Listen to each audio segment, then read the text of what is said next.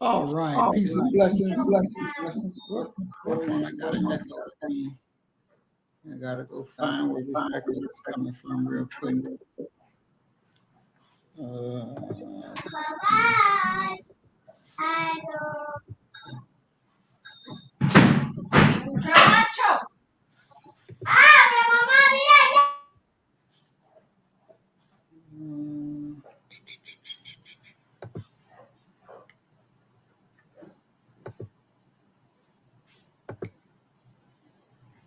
All right. It looks like the echo is gone. I don't hear myself now. Yeah, seems like we're good. Seems like we're good to go. All right. Peace and blessings. Assalamu alaikum. Shalom. Welcome to the Doc and the Radical program today. We got Deacons of Reality in the house. Peace and blessings. We got Twin Pyramid in the house. Peace and blessings. We got Tranquil in the house. Peace and blessings. Thanks, Tranquil.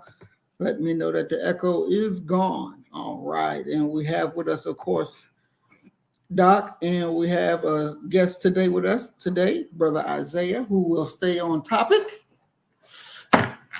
And our topic that we're talking about today is who is Dr. Martin Luther King Jr. and his team.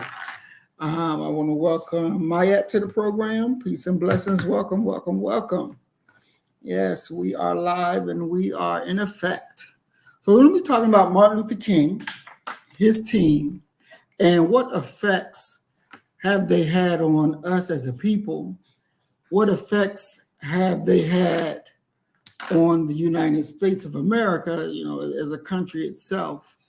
And what lessons should be learned from it? I had a good friend ask me about maybe a couple of weeks ago, how do I feel about Dr. Martin Luther King? Should he be celebrated as a good man or as a villain?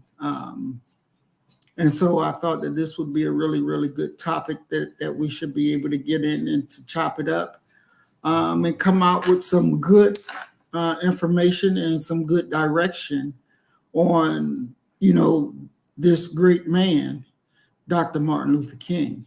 So I'm going to start with and welcome Brother Willie Rivers to the program. Peace and blessings, big bro. We're glad to see you.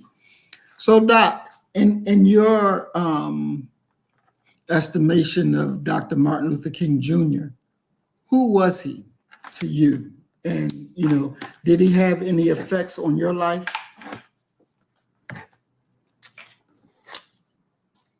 Can't hear you, Doc. I think you're still on mute. Yeah, I was muted. Of course, Dr. King has had a monumental impact on my life. One of my areas of expertise is intellectual history, especially dealing with Black leadership. And Dr. King is a unadulterated genius, despite what those who don't understand what he was doing fail to recognize. As a Christian, King is kind of the gold standard for me as far as believing in the fact that good will eventually triumph over evil.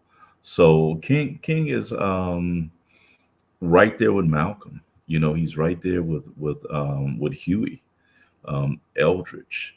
As individuals who have had significant impact on how I view our struggle, a path to liberation, and the fact that you're probably going to have to endure quite a bit of abuse if your path is not linear in regards to Black folk, and also the dangers of having one grand moment, which King had. King had a grand moment in 1963. And that grand moment in many ways froze him. And that has caused so much misunderstanding. You know, we act as if King was assassinated when he came off the stage in 63. The man lived for another 5 years and grew exponentially during that time. So that's what I would open up by saying about the genius, the Reverend Dr. Martin Luther King Jr. And I yield. All right. Thank you, Doc. Brother Isaiah, what about you? How do you see Dr. Martin Luther King Jr.? Do me a favor. Go to your, because I just put it, it's a minute long. Just play it. And we're going to hear the word from his own mouth in regard to how he felt about America. So if you can do it, it's a little bit over a minute, about a minute and 10 seconds. You can go ahead and do that. Well, while I'm talking, I'm going to, when you get it started, just let me know. But I have no feelings for the man. The man is a traitor. All right. The man is not as black, as revolutionary as one would want to think. And it reminds me of Nelson Mandela, another sellout. We can't afford it. The man has never, ever did anything that I see. I could be wrong, but I doubt it. Because even Malcolm X, in the video of Malcolm X, said about the Big Six, all them niggas ain't shit, basically. Now you can go on to YouTube and go and look at what Malcolm X said about Martin Luther King, about Philip Randolph, and all of the so-called Big Six. They weren't as you would want them or as you imagine them to be. They're not. They weren't about economic development. And it wasn't until later on that Martin Luther King saw the light.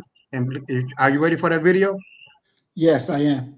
Yeah, please go on ahead and show it.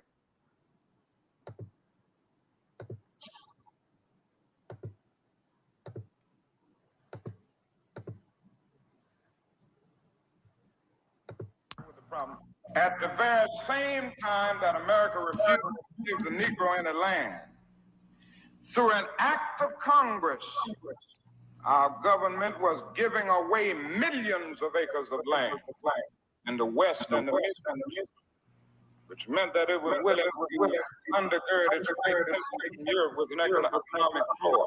Not only did they give the land, they built land grant colleges with government money to teach them how to farm. Not only that, they provided county agents to further their expertise in farming. Not only that, they provided low interest rates in order that they could mechanize their farms. Not only that, today, many of these people are receiving millions of dollars in federal subsidies not to farm, and they are the very people telling the black man that he ought to lift himself by his own bootstraps. And this is what we are faced with. And this is the reality. Now, when we come to Washington, in this campaign, we are coming to get our check. Hold on. So what, Now, there you go. Now, there you go. There you go. And there you go. What are you saying? You didn't get, you just heard what Martin Luther King just said, didn't you? Yeah, but you're talking about Dr. King is not talking about economic empowerment.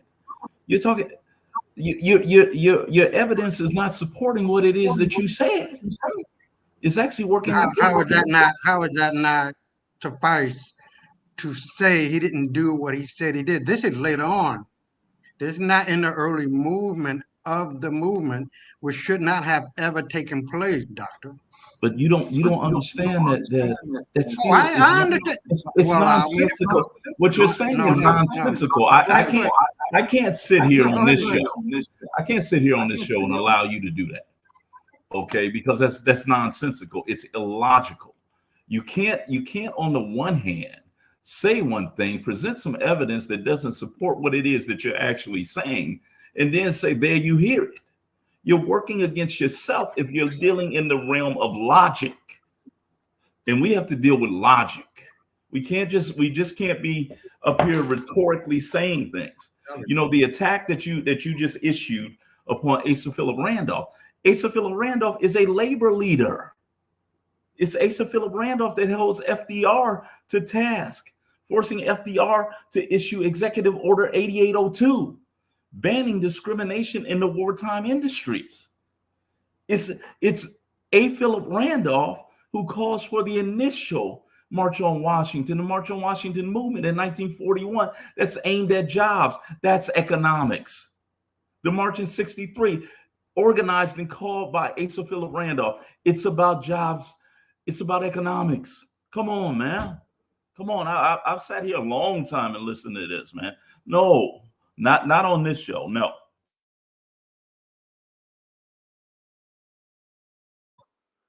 Are you done right now? Oh, you want to add some more? No, I'm not. I will never be done when you come in here with this half-brain shit. It's not historically supportable. It's just not. And the danger of it is quite simply that people are listening to this, and people believe what they hear, especially coming from a platform like this. And the danger is that this shit that you're talking about that is not historically correct or supportable is going to be seized by some people who generally have a ignorance in regards to what we're talking about. You can't do that. To have this platform, you have a responsibility. And the responsibility is to come up in here informed with facts, not things that you think, not things that, come on, man.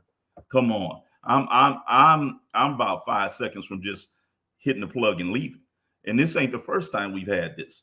We've had this issue when we talked about who ran in the presidential election of 1864. You weren't even aware that Andrew Johnson was Lincoln's running mate. Come on, man. Come on, step your game up. Can I get in? Can I get in? Or are you going to interrupt me? Let me say this. Look, if you're Look. You said your piece. I'm going to interrupt you.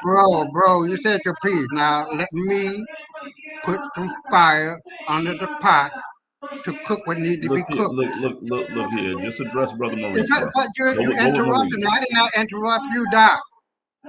You're the one who said in the 1960s. There was no reason for you to interrupt me. What? No. There was no reason for you to allow me to interrupt me. Sir, Doc. Go ahead, bro. Are you going to allow me to speak? Remember whose house you in, and go ahead. Are you going to allow me to speak, sir? Remember whose house you in, and go ahead. This is not. Are you going to allow me to speak without interrupting me, sir? I cannot guarantee that. Look, the civil rights movement was never needed in the first damn place. You're the one who said that we got our civil rights in the 1960s. That was the damn lie that you told. We had our civil rights. Wait, hold on, player. If you're going to go there, I am going to go there. I already know that you're rounding your way around hold on, player. Dr. Wannabe. You don't even understand what a civil rights act sunsetting actually means. When something sunsets, it's no longer applicable. But you don't understand Dr. Wannabe. Isaiah, I muted your mic. Hold on, Isaiah, because what you got. This ain't the Sunday program. This is Doc and the Radical. So, there's an enforced discipline. I allowed him to speak. Allow me to finish what needs to be. Hold on a second, Isaiah. Hold on a second, brother. On this show, you never allow me to do anything. So what, Isaiah? What you gotta understand, right, is that you're on this program, but it's not just Maurice's program, it's Doc and the Radical. So Dr. Jones' program as well. So, you know, he has much power and much say and much control over this program. So what he's asking of you, he's not asking of you anything of that's wrong. You know, you said one thing, and then you gave us the video that I'm assuming you were using that as your evidence, but it didn't really pan out to be, you know, evidence of what you were stating.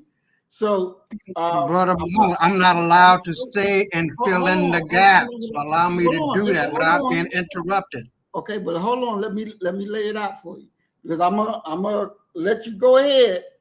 And Doc is warning you now that, you know, what you got to say, make sure you got the evidence to back it up, because on here we're dealing with no guesswork, just actual facts. So actual facts is what it has to be. All right, he's laying down the gauntlet. Now you're on a program where you know, just like when you're on Twitter and you want to get on these programs and talk with these people. Well, you're on one of those programs now, and now you have to be able to articulate everything that you're thinking and be able to prove it. Because if you go off into the left field and not prove it, then Doc is going to come straight in and say, you talking about some bullshit. That's not actual facts. So those are the rules for engagement. So you ready? I've been ready.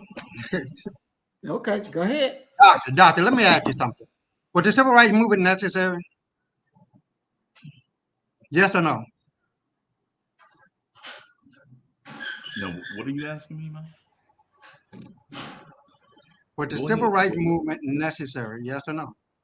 Was the civil rights movement? I think that the battle for Black liberation is necessary to this day. But I'm not talking about a Black liberation. I'm talking about civil rights movement where people were killed, where people were hurt. I would not denigrate. I would not denigrate the struggle of my people to merely civil rights. I would. I'm not asking you that. I would do what Brother Malcolm did. Once again, this will be the last time I say that. I should never have to raise my voice in my house. This is the last time I'm gonna say this. I'm asking you a simple question. Mute this motherfucking mic for a little bit. Put this nigga in timeout. Okay, period. Now, what I am trying to say to you is that that my belief system is not constrained to merely civil rights. It is human rights. Now, the struggle that Black folk have had to go under is a global struggle. Okay, I'm not quite Pan-Africanist, but I recognize the oppression of Black folk around the globe. Now, as to your question, was the civil rights movement necessary? You know, it depends upon what your definition of civil rights are in the civil rights movement. I'm not going to step into using into a trap where you haven't even defined what your understanding of civil rights is. I would love to hear that, and I'm done.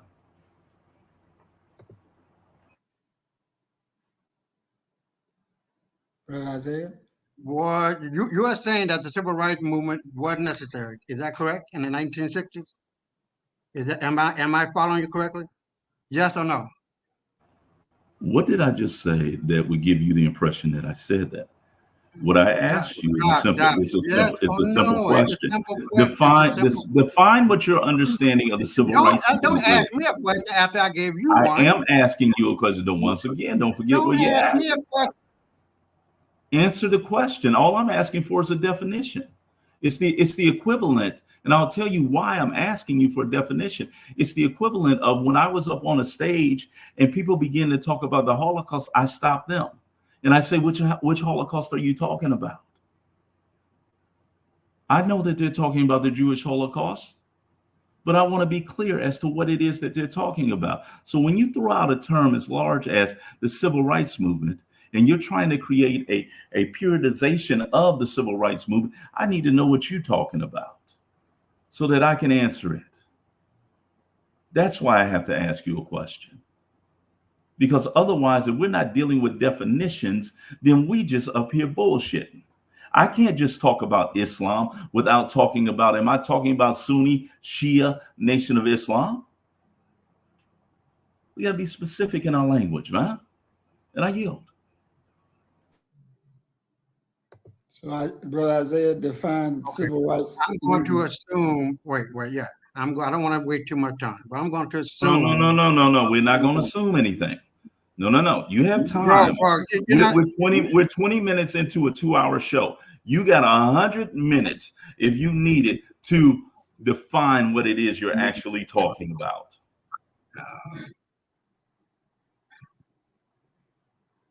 you're not dealing with the subject that I'm asking you. Very simply. You're not defining what you brought up. You don't. I'm I am asking you trying a to question figure in out what the regards to fuck it is that civil you're rights. talking about. Was it What do you necessary, mean when you Doc? say Why? mute his mic Was again? it necessary Mute his for mic again. What I am asking you is a simple question. You brought up civil rights movement. Please define what it is that you mean. Nothing more, nothing less. Doc, the whole matter of Dr. King is about civil rights. All right? So define what you mean by civil But rights. don't ask me the question, because I'm giving you the question. Was it necessary for Dr. King, Malcolm X, Medgar Evers to die in a wannabe so-called civil rights movement? Was it necessary? Yes or no?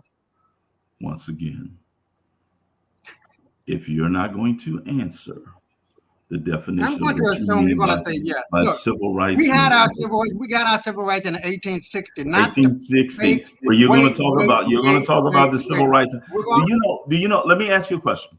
Do you understand what the term sunset means for legislation? Don't ask me a question about a question. I'm not going down that road with you. All right?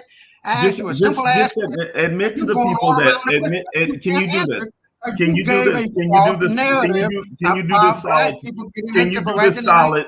This is the last time I'm going to ask you to do something solid. Can you please just admit you don't know what it means when a piece of legislation sunsets? The question is simple. Yes or no? Do you know what it means when a piece of legislation sunsets? It's a yes or a no answer.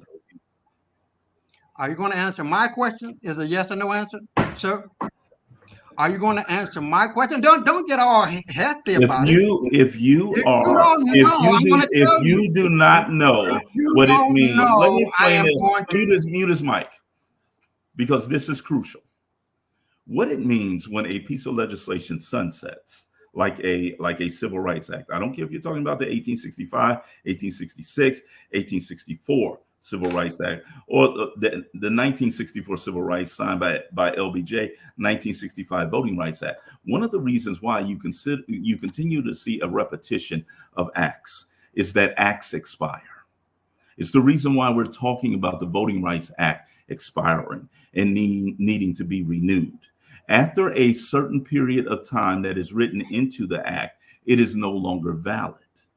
So a Civil Rights Act from 1865 is no longer applicable by 1895. Now, to continue to pull on and say, why don't y'all go back and look at the 1865 Civil Rights Act? Because that would solve your problem. It will not solve your problem. That's one of the clearest signs, because what you're actually saying is that you're the only observant Negro that has realized this. It is untrue. So when you're talking about this continual elongated struggle that Black folk have had to do to get a series of acts, Malcolm talks about this series of acts. And Malcolm is like, why don't y'all just enforce the law? We're aware of the repetitious nature of the Civil Rights Act. The 1865, 1866 Civil Rights Acts are no longer applicable to what is going on. It's the reason why they are not being bantered about in the present day. You don't hear people talking about even the 1964 Civil Rights Act. That had to be to be usurped and buttressed by the 1968 Civil Rights Act. It only lasted 4 years. So when you ask the question of was the civil rights movement necessary? Yes, because the earlier legislation did not get the job done. And one of the reasons why it didn't get the job done is because those who were put in charge of actually enforcing it did not do their job. In a similar way that those who were in charge of prosecuting the individuals who abducted and killed Emmett Lewis Till, kidnapping and murder was illegal then, it's illegal now, but they did not apply the law. It is selective application of the law. And we know that it was white folk who did that. It's one of the reasons why all the way up into the 1990s, you could have a rapper by the name of O'Shea Jackson, AK Ice Cube, say, you better duck because the book is coming, when he's talking about black folk in court. The American legal system has never been fair to black folk. But to try to run out a damn near 2-century-old Civil Rights Act as the solution to contemporary problems or even problems that occurred during the 1950s through the 1970s is disingenuous in one word. And I yield. I'm exhausted, but I yield.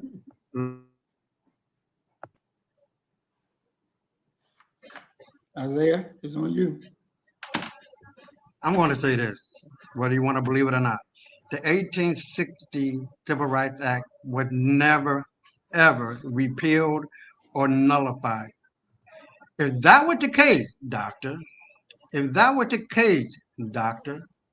that racial couple who sued the people who were trying to stop them from buying a home in Levittown, they won. They could not have won by using the 1960s one. What they did, they used the 1860s one. When a law becomes federal law, it does not stop. It does not stop, doctor. It does not stop. Allow me to finish. It is an act. Wait, it is an act. It's a what? What is the difference between an act and a law? Doc, what? The law, an act is before a law. Exactly. If I am not mistaken. Brother Maurice, could you please pull up Schoolhouse Rock? I'm just a bill. Yes, I'm only a bill. And I'm sitting here on Capitol Hill.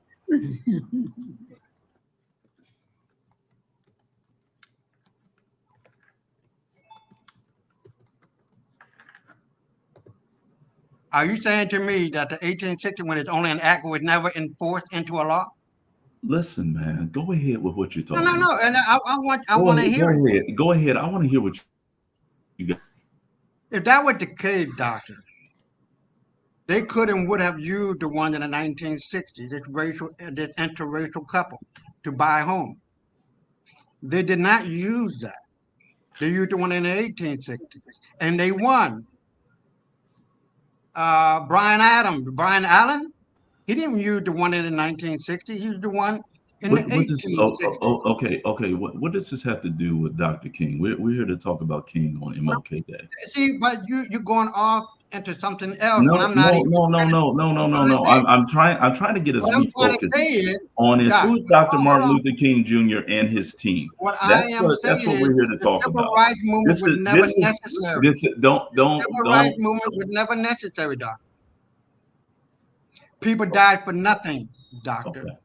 People were shot for nothing, were beat up for nothing.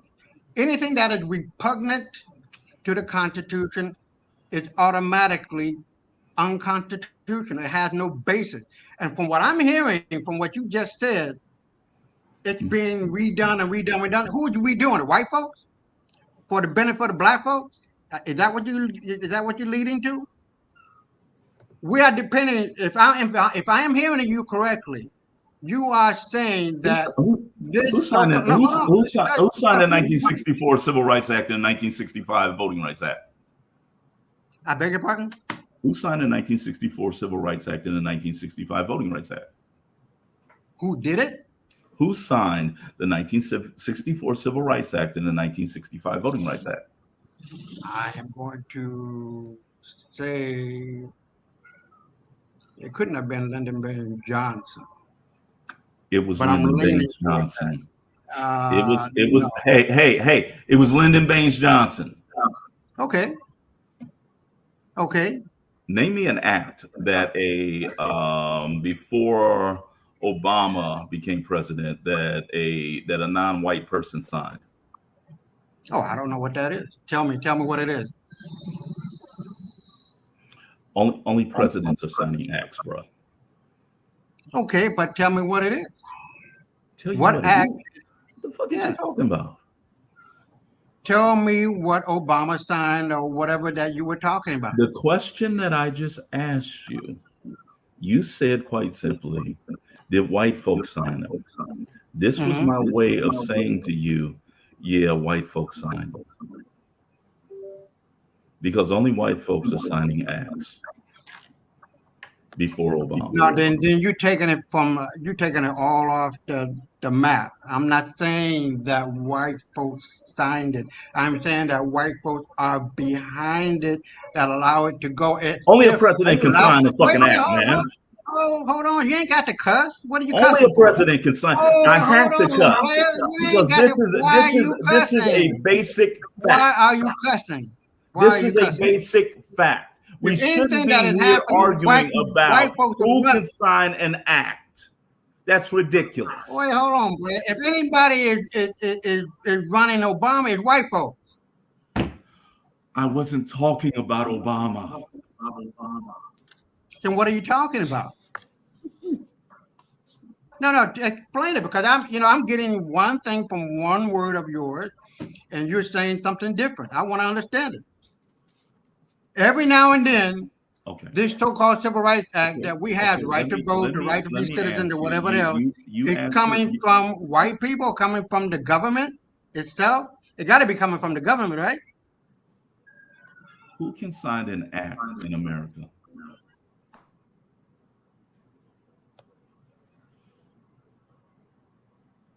Who can sign an act in America? You can hear me. If you heard me cuss, you can hear me now. Who can sign an act in America? Those acts, if I'm not mistaken, are done by the president. If not done by the president, don't say nothing else. Stop there. That's the correct answer. The president. So when you ask, is this white folk who are signing these acts? Yes, it is, except for Obama. Yes, it is. And then you're not understanding what I'm telling you. You're not understanding. It is as if black people are depending on the government for our right to vote. That's not what you were saying. That's not what you were saying. That's exactly what I'm talking about. See, what you are talking about. It's not what you're saying. Let's focus. Listen, we have people listening. Let's focus on who is Dr. Martin Luther King Jr. and his team. Brother Maurice had a program, and he has some videos and things he wants to deal with on this show. And let's try and get back on track there. All right, perfect. So, Isaiah, I'm gonna just ask you the real quick question. To you, who was Dr. Martin Luther King? He was a sellout, period. There was never a need for a civil rights movement. There was never a need for him to die. There was never a need for America ever to die. There was never a need for the Brown versus the Board of Education. That was never needed. All of that is repugnant to the Constitution. Anything that is repugnant to the Constitution is unconstitutional and therefore unlawful. You have color of laws. For me, not for me, but for our ancestors who had go through the shameful period of drinking from a colored drinking fountain and going to a colored bathroom, all of that wasn't necessary. or going to a separate but equal school. The school was never equal. You know that. The right to vote was always and has always been the right for everyone after the 1860s. That did not negate anything, and it was never negated for anything. The black and white couple who bought their home in a segregated neighborhood were able to do so because they used the 1860 civil rights law. That law is still good law. It is a shotgun in the face of white supremacy, and they know it. The 1960s one was the Indian Civil Rights Act. If you can confirm that, doctor. But we never had a need for another Civil Rights Act after the one that Abraham Lincoln and Hannibal Hamlin. I don't know where you're getting this Andrew Johnson came later after the death of Abraham Lincoln. He wasn't his partner in the beginning. It was a black man by the name of Hannibal Hamlin, Okay. who was his vice president. Okay. Listen. We did this before, and you lost. And there was the agreement that if you lost, you would leave, and I would never have to see you on any platform. Listen to what I am saying. Listening to what I am saying, and people in the chat, please, let's have them independently verify this. Okay. Who is the first sitting American president to be impeached? And if you can find that, please put that in the chat. Who's the first sitting American president to be impeached?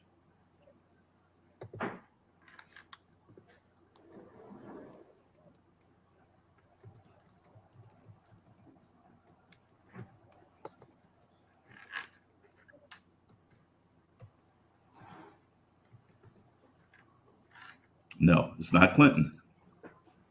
Just do a Google search. Who's the first sitting American president to be impeached? He was not removed. No American president has ever been removed for the impeachment hearings. Tranquil says Andrew Johnson. Tranquil, I got a question for you. Did Andrew Johnson ever win an election, or was he a vice president of someone?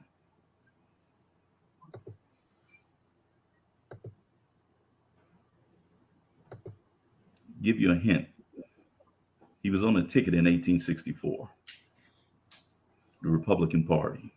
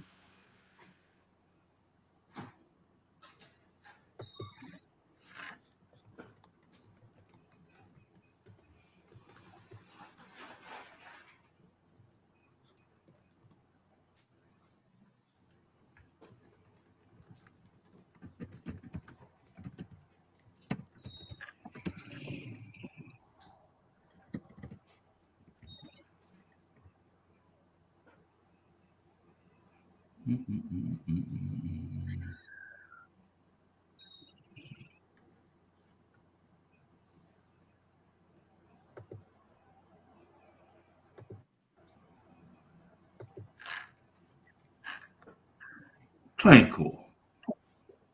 Get out of here. Andrew Johnson in 1864. Andrew Johnson was Lincoln's running mate with the Republican Party. Lincoln's going to be assassinated in 1865 by John Wilkes Booth. Therefore, Andrew Johnson becomes president.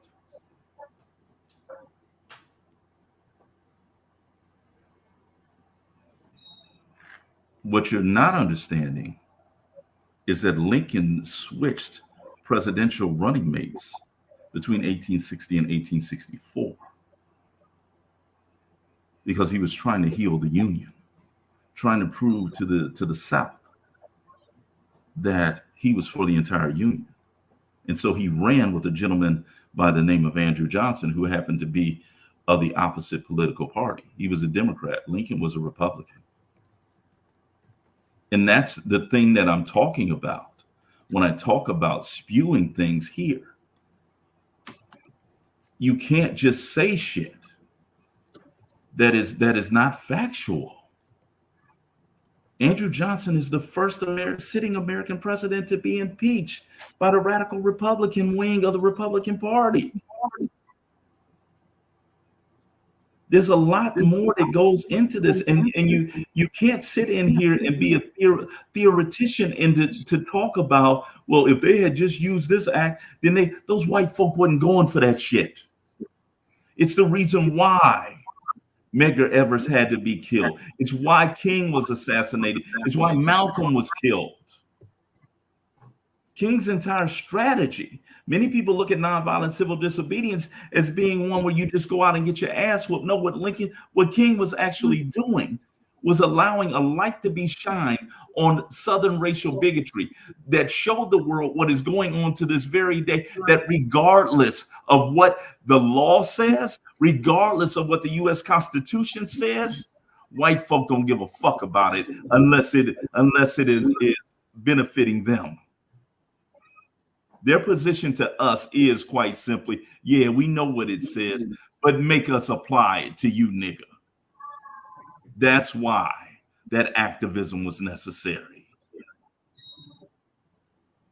Charles Hamilton Houston fought like hell from 1945 forward to get equality on the law books of America. The Reverend Dr. Martin Luther King Jr. himself said that the civil rights movement has two stages. The first stage is garnering equality on the law books of America. The second stage is the exercise of that equality. Even after the Civil Rights Act and the Voting Rights Act that LBJ signed, them Southern crackers was not giving us shit. That's why the activist part was there. So you can throw out this whole thing about a 150-year-old act or federal law. Make them apply it. And King understood that the only way that you're going to make them apply it is if you get people from the outside to see what it is that they're doing. Fred Shuttlesworth, one of King's lieutenants, said quite simply, a ball team don't strike itself out. You got to put them out. That's what the activism was about. That's what the civil rights movement was about. And we still didn't achieve it with all of those dead bodies, because after that, we end up with the Black Power era and more dead bodies.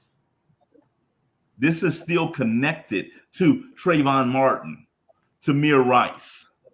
We're still fighting the same civil rights fight to have our humanity recognized. And there are going to be some of us who are going to continue to die on the battlefield. So we can sit up in here and we can have a mental masturbation session all you want to, arguing about the small minutia of this act or that act. You're wrong when you dismiss the ultimate sacrifice of a king and disrespect that man and call him a sellout. Are you out your fucking mind? You often read as if you don't have a single common sense bone in your body, let alone have some intellectual understanding of what's going on. Come on, bro. Now, you're going to allow me to speak? If I'm on the tent, I just heard it. I don't have to ask. Andrew Johnson was the vice president in 1864. Is that what you're saying? That's what I heard. Isn't that correct? Yes or no? Was he the vice president in 1864? He was the running mate for Lincoln. Abraham Lincoln was a Republican. Johnson was the Dem. Okay. From what period to what period did Andrew Johnson serve as vice president? Once again, Andrew Johnson is going to be impeached.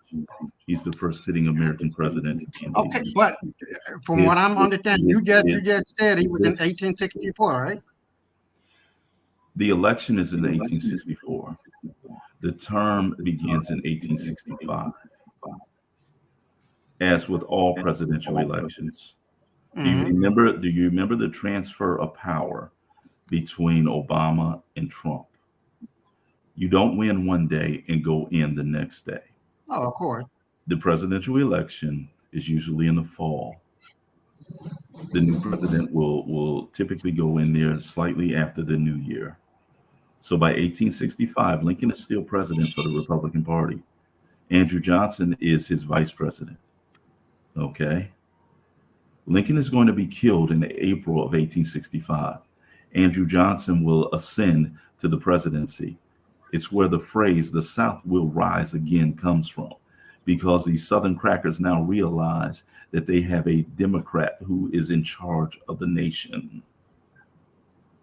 But Andrew Johnson is going to be impeached because he is not in good faith applying the 13th, the 14th, and the 15th Amendment, which angers the radical Republicans, Thaddeus Stevens, Charles Sumner. They will make a movement to impeach this man, to mute him, but they do not remove him because they are deathly afraid of destroying the system of checks and balances. So he stays, but he has no power. Period. And let me ask you this question. Why are we talking about? We're supposed to be talking about MLK. Okay, but Turn it to MLK.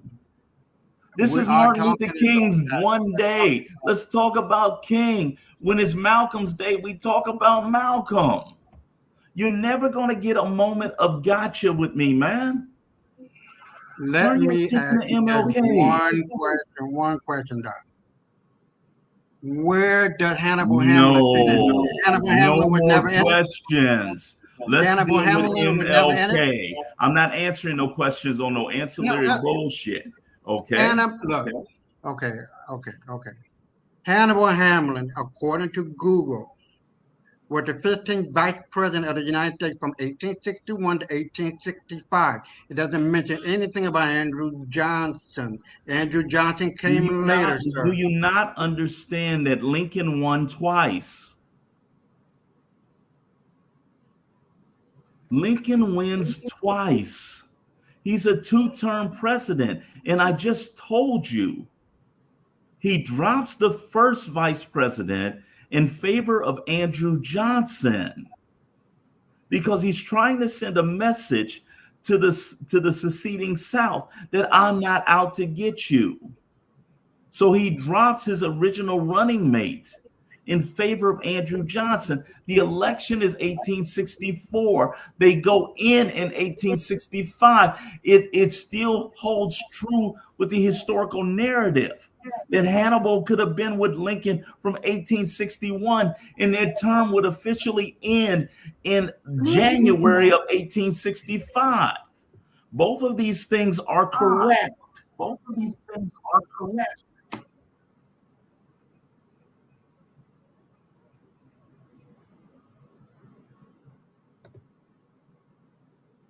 Well, at least you're acknowledging Hannibal Hamlin. So let's move forward, Brother Muhammad, with Martin Luther King, if you don't mind. All right, thank you. So we know that Martin Luther King was in college doing his own thing. He had no interest.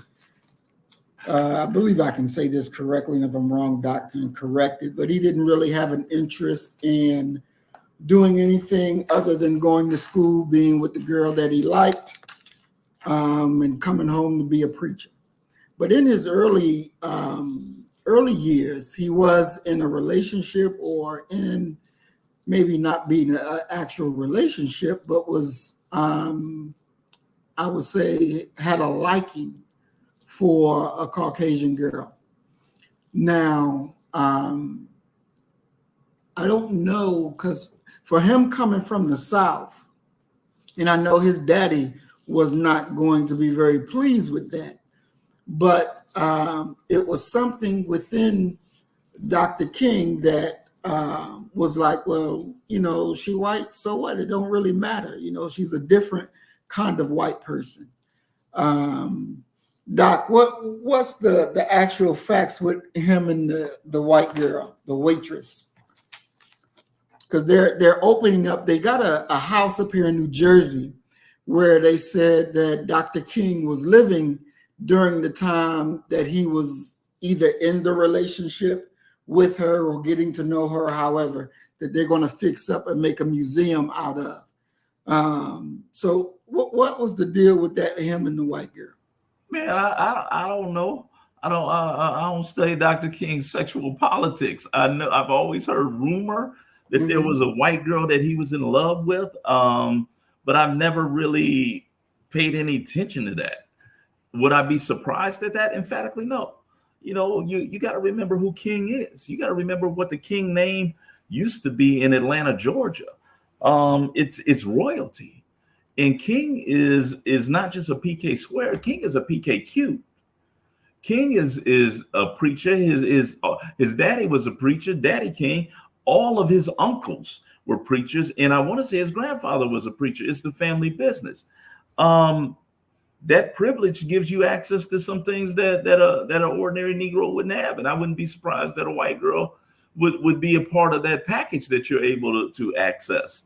I had the misfortune of growing up in a town, and I emphasize misfortune of growing up in a town where one of Dr. King's uncles lived.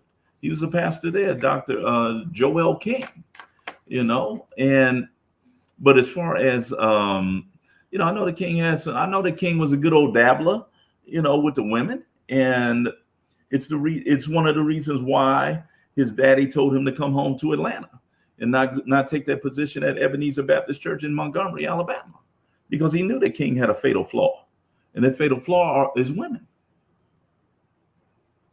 So they're saying that, and I'm going to share screen, and I think that the reason why, for me, this part of King's history is important is not to say that he was a cracker lover, not to say that at all, but to understand even more, I believe, his desire that integration can actually work.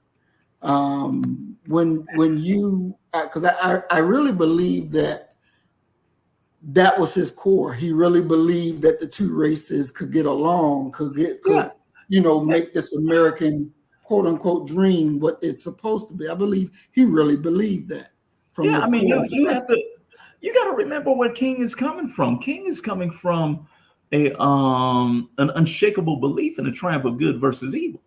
And when you determine that integration, and I argue with people about, I can go on either side of the fence. I argue with people about the idea of, was King even an integrationist? I'm not even sure King was an integrationist, to be honest with you, because there's a level of nirvana that I find a lot of my Christian brothers and sisters can get to, where they're not talking about integration. They're talking about assimilation. They're talking about the melting into the American melting pot. And I don't think that's possible.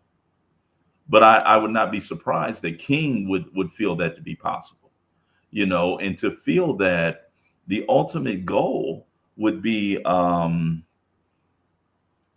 of your common man, you know. And when you're really talking about the circles that King would have moved in, King's probably not moving in the circles that you and I would have moved in. He's up in Boston at the Boston Theological Seminary. Now, Boston is one of the most racist cities to this day that one can come across. But what type of people were at that theological seminary? And what would be the impact that they would have on a king? I would argue that those good white folk up in Boston who were studying the Lord's book, they would not be like the white folk he found in Georgia. And that could feed into his sort of naivete about we can make this work, but King is in error with that. That's not going to happen. The thing, there's several things about that. One, when we stop and look at, here, as you said, his background being a preacher and teaching, there's no way to say that if you're a Christian preacher preaching what they preached, what they teach, that you would not follow integration, because it goes lock hand, forgive everybody, turn this, do that, da da da da. So it goes with that flavor. Yeah, but wait, hold on, bro. Let's not forget Albert Cleage and the Shrine of the Black Madonna. Right, but that's not who Dr. King is. Dr. No. King, What I'm saying is that the standard Black theology during that time had to have been in many ways Black focused, because we have nothing else to really preach about. Because we know that those white folk are not going to equally apply any aspect of the law for us. But King, and this is why I refer to it as the exceptionalism of a king, is quite simply, when you're looking at a person like King, the majority of, and I would venture to say, even to within the last 20 years, the majority of Black preachers have not been trained. They were sitting in a pew seat and figured out, I don't want to work. And so they jumped up and said, the Lord didn't call them. And within a couple classes, they up in front of there talking to the masses of the people, making some money. King's story ain't like that. So King is kind of years ahead in his mind, and he is years ahead, in decades ahead, in regards to his skill with scripture, because most Black preachers are not officially trained when King rises up as a star. And you got to remember that the thing that made King different from so many other preachers, white folk were amazed at how well spoken King was. That's what made him a star. Okay, that he was able to speak beyond that Southern dialect and drawl and that huckabucking that Black preachers were known to do. White folk had never heard a Black man speak like King did. And the things that King is saying are appealing to their ears for non-Southern white folk. But getting a white woman, nah, Doc, you running far ahead, too far ahead of us. No, I think that when we stop and just really just think about it and how they taught Christianity, it's not a far stretch to say that integration in that period of looking at, these people are human beings, they're just, on a little shit, but, this religion that we have will squill all of that, will quash all of that. It will reach their humanity, trying to fit in, trying to get along with them, will actually one day seep into their consciousness. And I think with him being with that white woman does make a difference. As Maya has said, could the white lady have been planted to sow seeds of integration in the mind of MLK? Well, I don't know about her actually being a plant, but I think that him meeting her is reality. I think him liking her is reality. Whether she loved him, I don't believe about that. But him definitely having feelings for her, yeah. And it can seep in the mind that, this white woman is good. So if this one is good, there got to be more of them out there that's good. And they run that line of. That's at the core, you're talking about Black Christian faith right there. You get what I'm saying? That's what you're really talking about. That there is some element, some aspect in all people that's good. So I'm in total agreement with you in regards to that. That the majority of my Black Christian brothers and sisters, they are overly eager, unless you're, Shrine of the Black Madonna form of Christianity. We appear to be over eager, if not salivating at the mouth, to love those who oppressed us. Mm-hmm. Mm-hmm. Because that's the Christian message. Jesus loved all, they say, Mm-hmm. even those that did him wrong. And what are we to do here? We're supposed to be Christ-like. And if you're not careful, you're gonna fall yourself into truly loving and embracing your enemy, even chasing your enemy down to the point where they have to look you in your face and say, "Nigga, we don't want you." Mm-hmm. Exactly. And so, because when you're dealing with the study of a man and his effects, we always have to start at, what's his motivation for doing what he do. Even when it gets very difficult, there's something there that keeps you pushing, even when it is very hard to continue to push. And so in order for us to really have a good understanding of Dr. King and the decisions that were made, to understand who he was. And so even like in 2027, so we got 4 more years, the government is going to release the tapes that they recorded of him with the women in the damn hotels. So they're coming out, and it's, I think that Coretta, bless her heart, she did her job when it was brung to her about your husband having all these extramarital affairs, and they sending her the tapes, but she stood on the front line and said, my husband been faithful to me all his life. He ain't never went out on me. But the reality is that in 2027, those tapes are going to come clean. And so, it is better to understand who our brother is, because even when you get into the minutia of him having, these dealing with these other women, one thing you got to ask yourself, is it natural? You got to ask, is it natural? The man is in stress, out of stress, and the woman is for comfort. And so, things will happen, and that's just the reality. As they say, brother, if I ever stray, I want you to be the one to explain my infidelity, because you it's so beautifully, so smoothly right there. That was a thing of beauty right there. It was a thing of beauty, that the woman is for comfort and beauty. I like that shit right there. Go ahead. Thank you, Doc. Bros, definitely. But that is part of her role, and just dealing with King and white girl, and here's a picture of her. Where is she at? Right here. That's a picture of her. Now, one thing that I noticed, and this is one thing why separation should definitely happen. I watch TV and watch the different shows or whatnot. One of the shows that I watch is called 90 Day Fiance. I watch that, or if not that one, I'll watch Married at First Sight. And looking at these programs, and you see people get done wrong, and you begin to feel sorry.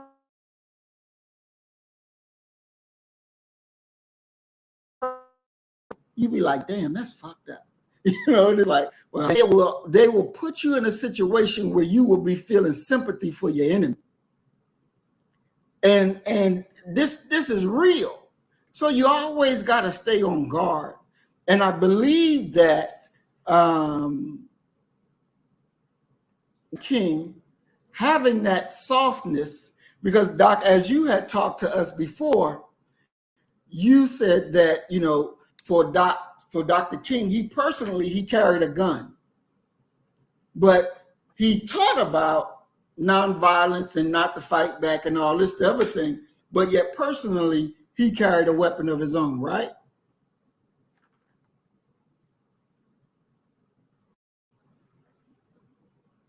Doc? Yes, sir. PC? That's what he. Hold on, I gotta close some of these windows because my computer's starting to go slower. Because I can't hear. Can you hear us? Okay, I can hear you now, Doc. Okay. I was asking a Okay. question about the that King taught nonviolence or said nonviolence is the way to go. I heard you. But I yet heard you. he had a weapon. Oh, okay, okay.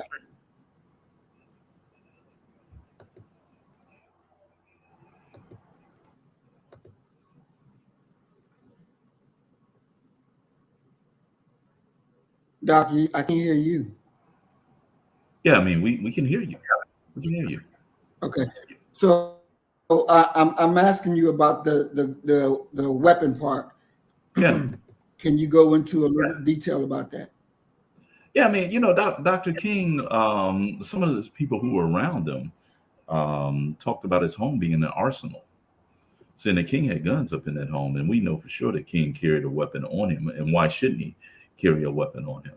But the you can't conflate a person's personal position with necessarily their public politics. King understood that the South was never going to regulate itself. Okay, there's no it's sort of the John Brown dilemma. John Brown tells William Lloyd Garrison and all the other leading abolitionists, you can never win an oratorical argument sufficiently to the point where they're going to allow these people to go free. So let me show you how to make them go free. And it was through action when he goes into Harper's Ferry. Now, with King's life is at stake every time. And what King understands is that I'm not going to tell my people to weaponize, because that looks like a fair fight to the outside world between Negroes and white folk. They both had sticks, they both had guns, X, Y, and Z. What King is actually doing with these public displays of nonviolent civil disobedience, he's getting it caught on film. And he's going to have that film delivered to America and to the globe. When you sit down to dinner with your children, okay, and y'all watch TV afterwards, King wants that shown. So if you're an average white person, you done sat down during the most American of our white folk eat together at like 5:30, 6 o'clock when daddy would get home from work. It was a single earner home. The wife would have the food ready. Everybody would sit down and you would watch the nightly news.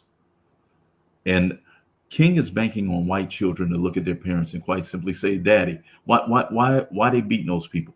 Why those dogs biting those people? You got a choice, King would say. You either say they're biting them and attacking them because they niggas and they deserve it, or you want to instill some good in your child and you say, I don't know, but it's horrible. King is pulling the outside world into the South with his nonviolent civil disobedience, but that doesn't mean that King can't have a gun on him as well. You got to remember, this man has been hit by bricks. This man was stabbed by a black person, actually. Okay, mm-hmm. So it makes sense that he would have guns and weapons on him. It makes sense that any black man alive today would have guns and weapons on him, because we're still in that moment, in that time where some of our sick white brethren believe that the hunting and killing of black folk is just for sport. Now, Doc, we have to be able to ask the question of, so he's relying on a morality. Yes. A morality that's not present. He's more, and he's not just a morality. But don't put limits. You got to look at it through King's lens. Don't put limits on God. Remember the Apostle Paul, who wrote the majority of the New Testament, was Saul. And when you have that in your back pocket, in your mental Rolodex, that God can do anything, we can't judge what he was doing Me and you look at that, and we and Brother Isaiah, we look at that and say, these motherfuckers ain't got no morality. King doesn't process it the same way. And the fact that King has been privileged, King as a child, King ain't gonna be beat by no police. That's one of them kings right there. Whoop the other ones, let that one go. King is privileged. And remember, King is at Morehouse at what, 14, 15 years old. He hasn't lived a regular life. He ain't lived no hard knock life like an average black person would. And that would lend itself to what? To him having more faith, because he hasn't seen face to face probably as a child, the anger of Southern racists and bigots. You don't do that to, PKQ. Come on. No. So then if since King lived that gifted life, then in reality, he shouldn't have never been out in front of us in the first place, because he wasn't qualified. He didn't go through what we would have went through. He don't know nothing about the real struggle. If you use that as the qualifier for being able to speak to the people, then you're correct. King is all studying. King ain't we ain't talking about T.I. We're talking about somebody who is ultra privileged. They call King's nickname when he was growing up was Tweed, because he wore these tweed suit coats. King is not a commoner. In any narrative that tries to paint King as a commoner is false and fallacious. It's not grounded in history. Not at all. And you have to put all of that. That's the difference between Malcolm and King. Look at their up. Yeah, he was a Republican too. He wasn't a Democrat, right? Ooh. King was a Republican, no, right? King's a Democrat. Daddy King remained a Republican until the 1960 election of JFK. No, King is a Dem, but one could argue that King is actually, and this is what I think he is. I believe he's a democratic socialist. That's what that last movement was about. That's what that last movement was about, the Poor People's Campaign. Okay. King could be considered they would consider him a socialist right now. Yeah, without a doubt. But when you're talking about upbringing, come on, he's a PKQ. He's not living that life that that regular black folk live. His kids didn't live that life. It's just what it is. That's the goal of good parenting. And when you're talking about Black America during the 1920s, 30s, 40s, 50s, all the way through the 60s, I would argue all the way through the 90s, the children of noted preachers don't live that regular life. And King, you could argue that King is coming from the black equivalent of old money. They ain't new rich. And it's predictable that after King was assassinated, Coretta never got married again, because she's still riding on the momentum of the King name, as his children did their entire lives. You didn't see Malcolm them ain't had no money or no influence for their kids, for his kids to continue to to ride on the coattails of that. The average Negro can't even name Malcolm's children.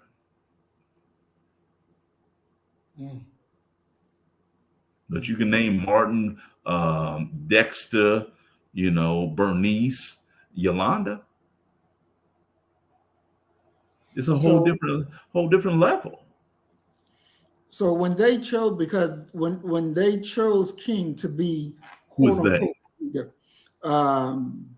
Abernathy and all of them. Okay. Because that's when he, correct me if I'm wrong, but it was through the Montgomery bus boycott that made him the quote unquote leader.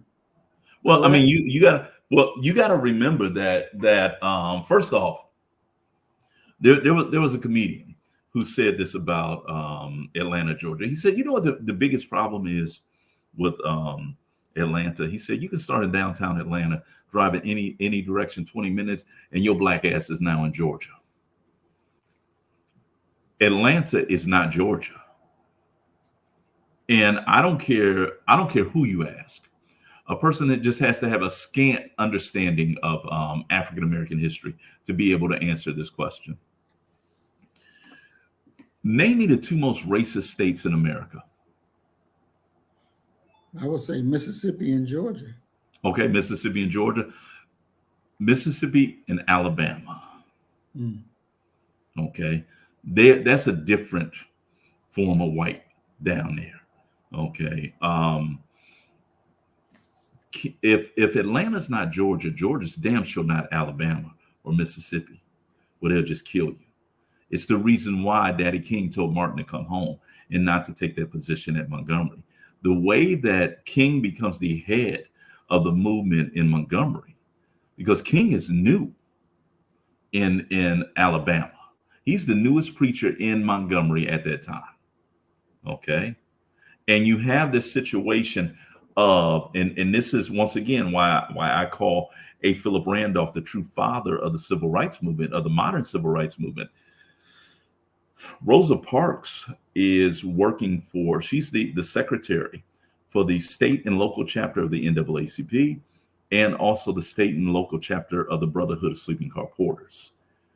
She's working for a guy by the name of E.D. Nixon.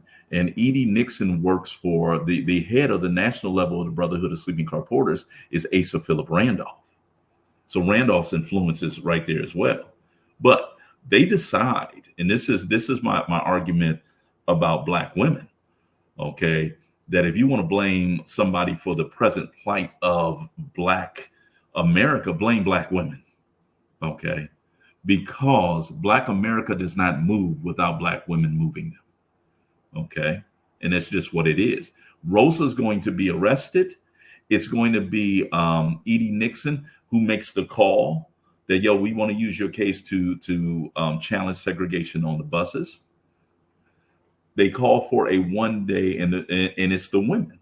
It is the MIA, the Montgomery Improvement Association. Mary Fair Burks. Who's the other sister? Joanne Robinson and Mary Fair Burks.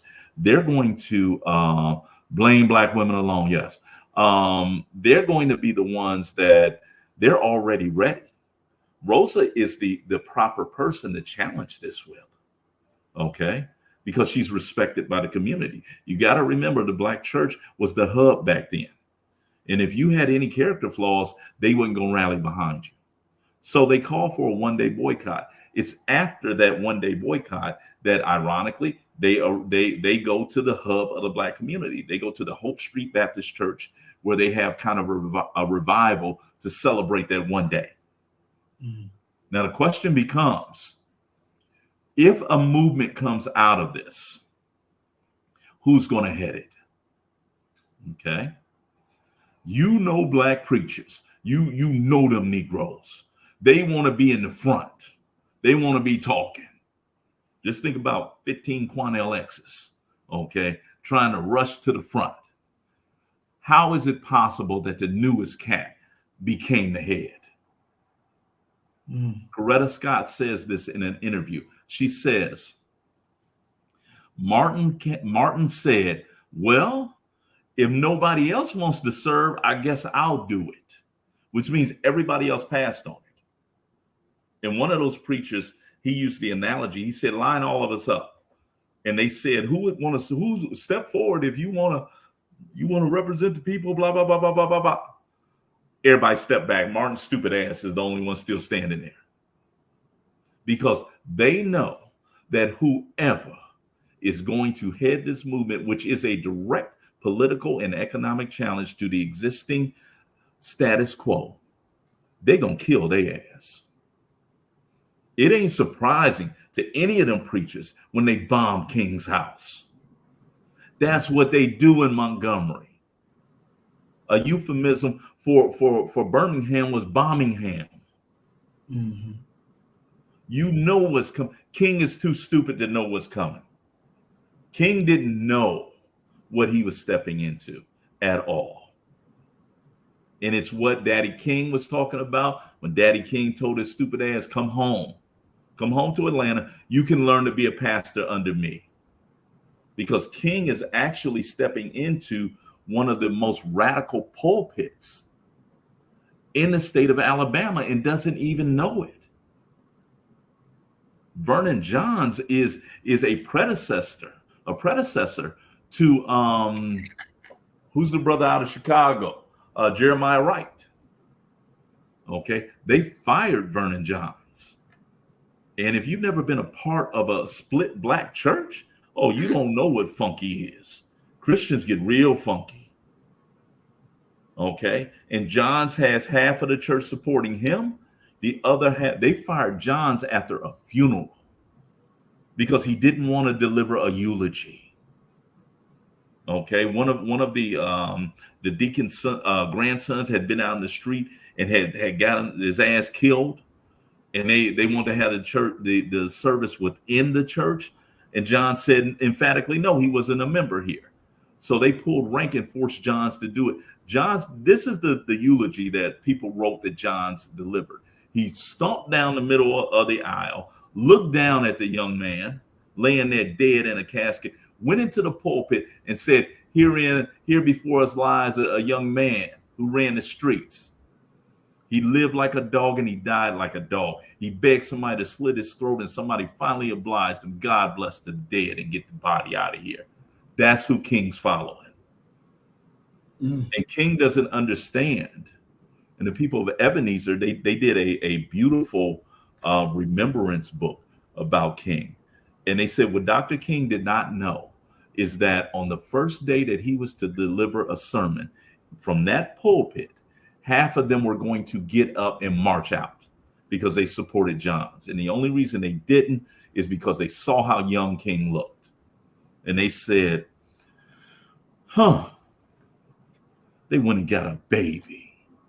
Somebody they could control because they couldn't control Johns. Now we're going to stay and watch this boy fly. And of course, when King starts speaking, it's like listening to the Apostle Paul. Okay? So that's how King became a star. That's how he became the head of the movement. Because the other scared Negro preachers would not stand up for those black women who were traveling into white neighborhoods to do day work. Cowards. Scared of them white. I'm going to have to disagree with that one, Doc. I'm going to have to disagree with that one. Go ahead. He did not become the head of the movement because of that. If you take a look, and everybody that's in this chat, please go to, I just looked it up, and you've seen it, Brother Muhammad. Hold on for a second. I want to get the exact name. Malcolm X explained the March on Washington and how King and the Big Six became we're talking about the Montgomery bus boycott, bro. We're not talking about it leads up, but bro, it leads up to you have to stay. We're talking about the March. No one knows King yet. He hasn't joined the Big Six yet. The Southern Christian Leadership Conference doesn't exist yet. This is the Montgomery Improvement Association. King will not become a star until after that. And you have to remember that after the Montgomery bus boycott, Dr. King wanted to stop. He said the people have been struggling for a year. Let them savor this victory. And it's Ella Baker, who is really the most crucial individual in the civil rights movement, who tells King, says, no, you fool, we got to keep going. And then they create SCLC and he becomes part of the Big Six. And that's where Malcolm's comment comes in of how but at the beginning, that's how he became the head of the Montgomery Improvement Association. Nobody knows King before then. People in Montgomery didn't even know King. Okay, he wasn't known in Montgomery before December 2nd, 1955. Well, let me throw this wrinkle in.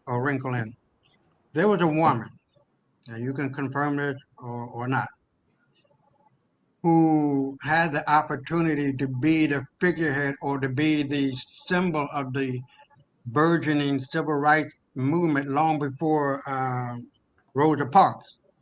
but they found out that she was pregnant, or for I don't know how many months, and that disqualified her. For Doc, are you where you at? And that disqualified her. So why would they not take a pregnant black woman who did the same thing as Rosa Parks? I just want to throw that at you. But we're waiting till he come back, Brother Muhammad. But listen, Well, this is yeah, the- that's This it. is That's right it. here. Yeah, this is the okay. girl that you're referring to. She was a 15-year-old Claudette Colvin. Oh, I didn't know she was 13. Okay. Yeah, she was 15. 13 or 15? I can't really see it. 15. 15. Okay. 15. Okay. Claudette Colvin. Yeah. Right. Mm-hmm. So Now, why would they? What was there a moral reason for not going with Claudette, and they chose Rosa Parks? Yeah, Because she had a similar image. well, there was this great there's this rumor that still goes to this very day, and this is why I threw in there that Rosa Parks was the perfect person for the Black Christians. Many people in that community remember that Claudette Colvin was pregnant. She denies that, but many people say that she was pregnant, and that's why they didn't use her. And you got to remember that Montgomery is not the first bus boycott that we have. The first major one we had was New Orleans, with all of its racial, quadroon, octoroon, sectoroon, all these gradients of blackness that they have going down there amongst the French and the Indians and what have you. But yeah, Claudette Colvin is a real person. She denies that she was pregnant. But many people of that time, they're like, no, we won't rally behind her. That's why they chose Rosa. Okay. So there's a few things that comes to my mind now. One, I don't think that we should allow leaders to be quote unquote leaders who have not suffered what our people suffered. That should never happen. We set up a balance that is not good. And then when we look at the institution, and I know you said it was Bernard Rustin, on who advised Dr. King on the strategy of being nonviolent. That it was not Gandhi, or some people say Gandhi, that he got it from Gandhi, but Bernard Rustin is the one that put that in his ear, that this is what we should be doing. Now, Bernard Rustin, after I watched a few videos of him, he didn't come from no suffering class either. He wasn't like that either. He wasn't in the general amongst us either, and it's very interesting that you have people who have not suffered what the general populace of our people suffer, but yet they get in positions to direct which way the flow should go. And this is something that's very that should never happen. It really should never happen. Doc, the basis of these people being put there, is it because they are the quote unquote educated ones, that came from, got the degrees or whatever, that can quote unquote speak the King's language? You know what? I see that path to leadership. I see different roads. One of the most familiar roads is nepotism or cronyism. You know someone, and they, you just happen to be there. Well, yeah, we're gonna give you this position. You haven't earned this yet, but here you are standing up in front of national audiences talking. You don't have your finger on the pulse of the people. You're just up there talking. That's one path. Now, the idea of education, this and that, no, that doesn't necessarily get you there either. some people get this simply by the slickness of their words, because they sound good saying something. I don't want to name no names, but we got quite a few brothers who sound good saying something, but they ain't saying nothing and don't really know what it is that they're even talking about. The idea of organic leadership now is, I don't know if it's ever been a thing for Black folks since we emerged from the system of chattel slavery. This is about organizations. This is about who you connected to, and just like people get recommended for jobs, people get recommended for the heads of organizations and what have you. There's no way that you can look at, and Randolph is just dope. I tip my hat to him. Charles Hamilton Houston the same way.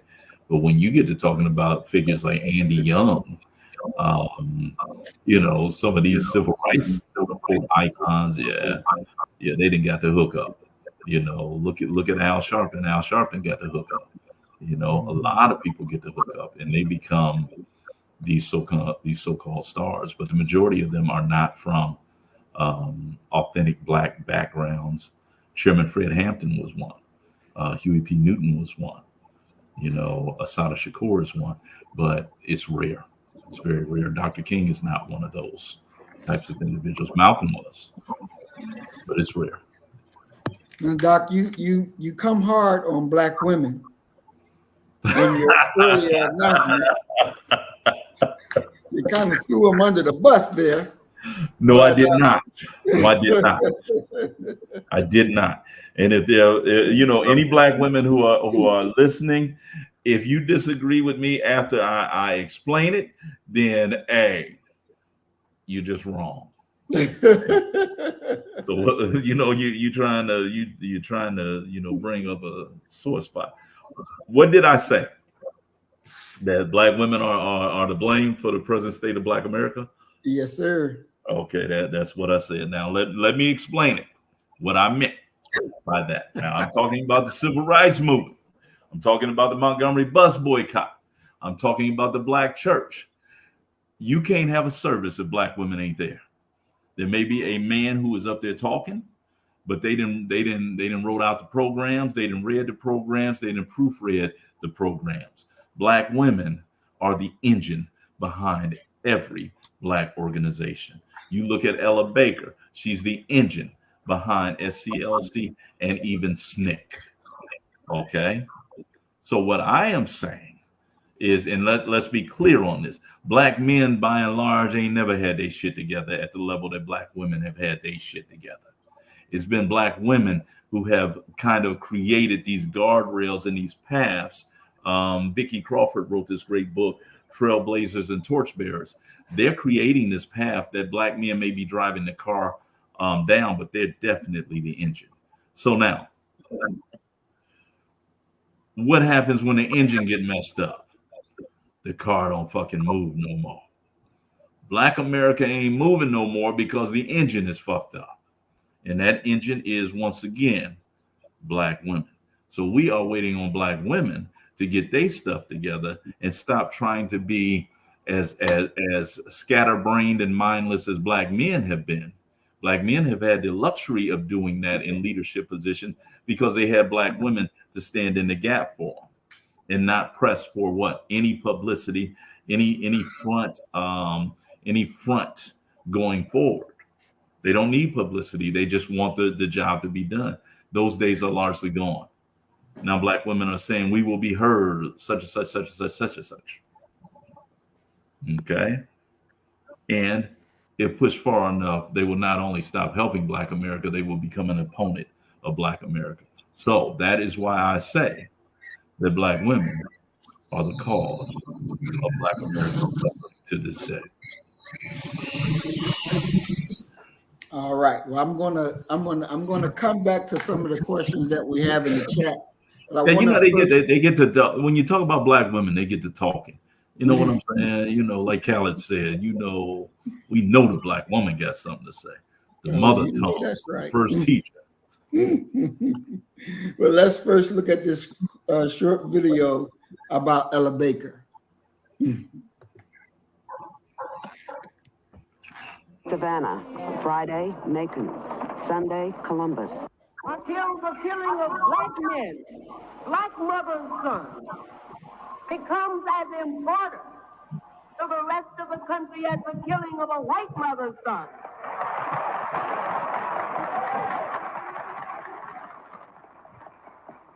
We who believe in freedom cannot rest until this happens. We who believe in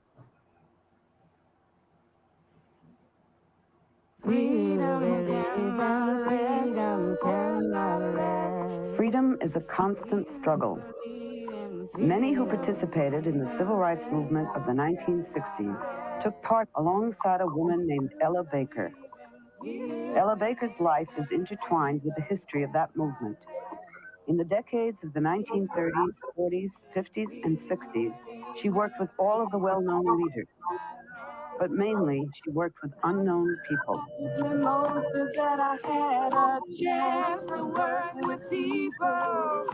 During the 1940s, Ella Baker traveled for half of each year as field secretary and director of branches of the NAACP, the leading civil rights organization of the time.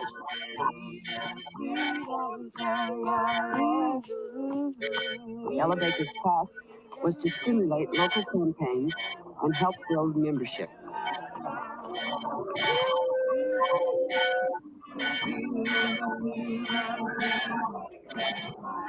Her schedule for a week in Georgia in 1942 reads: Thursday, Savannah; Friday, Macon; Sunday, Columbus; Monday, Savannah Mass Meeting; Tuesday, Brunswick Mass Meeting; Wednesday, Waycross Branch Meeting; Thursday, Augusta Mass Meeting; Friday, Athens.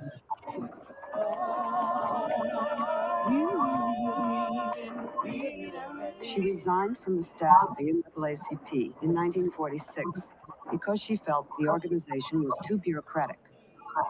But she remained active in the NAACP and later became education director and president of its New York branch. Ella Baker was my immediate predecessor, and I succeeded her in September of 1946. When she resigned, she was greatly loved by the rank and file, the people in the boondocks, especially in the South. She obviously had some real reasons for quitting, but she never expressed them publicly to the rank and file. My ego wasn't at stake at any point. And I found a greater sense of importance by being a part of those who were growing. God, my feet, while I'm in this race. On the day that Rosa Parks refused to move to the back of the bus, the modern civil rights movement began. The Montgomery boycott of segregated buses brought thousands of people into the streets and created a new era of mass protest. The young minister, Reverend Martin Luther King Jr., was elected president of the Montgomery Improvement Association. When the boycott ended victory, King and other ministers formed a Southwide organization, the Southern Christian Leadership Conference. Dr. Martin Luther King Jr. and I had decided that we would make out of the Montgomery Improvement Association a Southwide organization. And we chose Ella Baker to serve as the first director. There was a loose confederation of movements all across the South, for which Ella served as the liaison person coordinating it with the Home Office in Atlanta. It was a Herculean task. This was before the day of women's liberation. And here was Ella, a veteran civil rights activist, female, with the task of coordinating the activities of a group made up predominantly of preachers. When I came some years later to be the executive for SCLC, I had the same difficulties. To have a woman to organize a church is difficult, but It is far more difficult, especially we're talking 20 years ago, it's far more difficult if that woman is not ministry, or in fact is not only not ministry, but does not show a real affirmation to the church. I was difficult. I wasn't an easy pushover because I could talk back a lot. Not only could, but did. And so that was frustrating to those who had never had certain kinds of experience. And a strange thing that men who were supposed to be men around town, if they hadn't ever had a woman who knew how to say no and no in uncertain terms, they didn't know what to do sometimes. And especially if you could talk, if you talk loud and had a voice like mine, see, you could hear me a mile sometimes if necessary. I was in Atlanta when the sit-in started. When the kids began to sit in and sat and took it, none of us who were older, who had a streak of humanity, could fail to find some way of identifying with it. We knew it should take place. And my generation didn't have the nerve to do it, maybe. But they did. Move it along. Come on, boys. They acted as if they believed that this was their right. And they didn't, they weren't asking for any favors in the sense of, won't you please? All right, start loading up. Jailings of hundreds of the protesting students shocked the nation. Ella Baker wrote that the sit-ins meant more than the right to eat a hamburger. They were a signal to the nation that young people were determined to end discrimination. Ms. Baker, as the executive director of the Southern Christian Leadership Conference, was the main organizer of the Easter Weekend Conference in 1960 that led to the formation of the Student Nonviolent Coordinating Committee. She sent out the appeal to various student groups. I had always assumed that my role was to facilitate, which did not involve leadership. I didn't have the need for being considered a leader. And I think that got over to them in the original meeting because they knew that the meeting came into being because I did it. And so they began to have that kind of confidence. And so they felt they could trust me to maybe further the matter of their independence. And helped us resist pressure from the NAACP, who wanted us to become NAACP youth chapters at the various colleges where there were sit-in groups, from CORE, who wanted us to become CORE chapters at the various places where all these student sit-in groups were located, and from SCLC, who wanted us to become a youth wing of SCLC. The ministers from the Southern Christian Leadership Conference and some others, they felt sort of left out. They were more concerned about how they could literally attach the young to them, They didn't want to lose them because this was something new. This was vitality, I suppose. She insisted that we had something special that was special to us, and she impressed upon us the necessity to keep this special thing separate. Ella Baker resigned from SCLC in 1960 to work with the protesting students.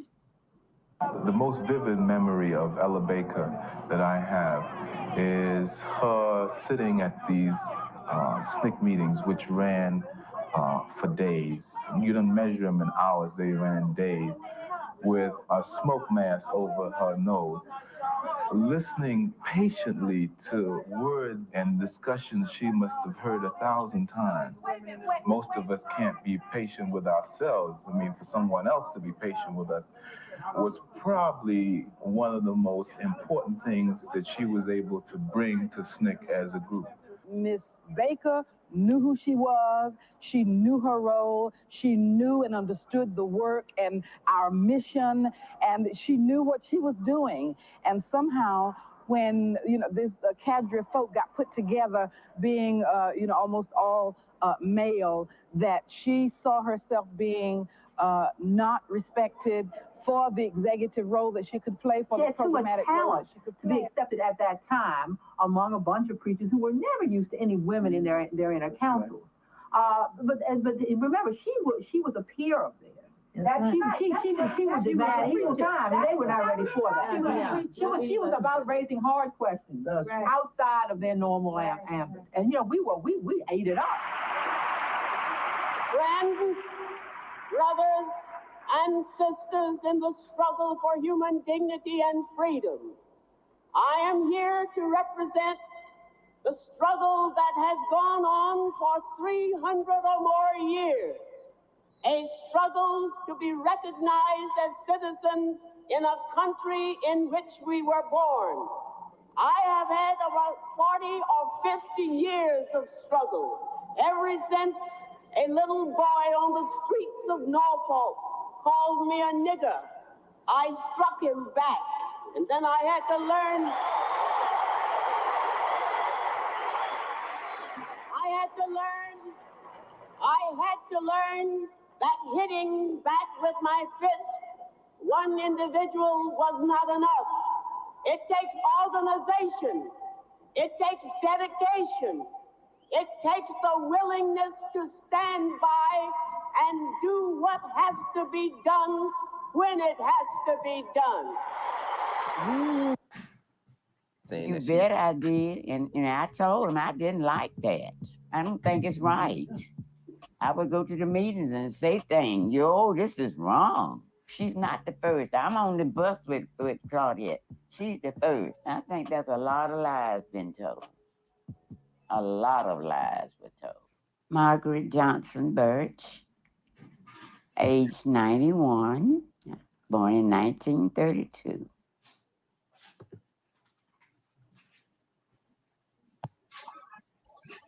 All right, so there we had Ella Baker, and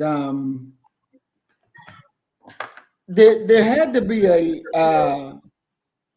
serious walk here, Doc, because at that time, women, period, not just Black women, but women, period, wasn't seen to be in leadership roles, correct? Correct. And women did not have, I would say, same standing as men in society, correct? Yeah, I mean, not to cut you off. When you go back to that moment where Rosa Parks has been arrested and she is actually in the Montgomery jail being processed, she calls her husband, and they eventually call Edie Nixon. And Edie Nixon comes up with that idea. He says, quite simply, with your blessing, we would like to use your case as, to challenge segregation on the buses. And what Rosa Parks does is, I make, I call her a good Christian woman, good sturdy woman. Okay. I asked my students, what do you think Rosa Parks' response was to Edie Nixon's suggestion of using her case? And they're like, well, we don't know. I said she asked her husband for permission. So that's the day that that's what we're talking about. That even a decision like that would have been run through your husband. So to see an Ella Baker is, amazing. Go ahead, Deborah. I hate to cut you off. Yes, sir. So for Ella Baker to be able to come up to the forefront and, literally direct what needs to happen this way or that way. But Ella Baker was a woman of the people. She was one of us, correct? She was one of us.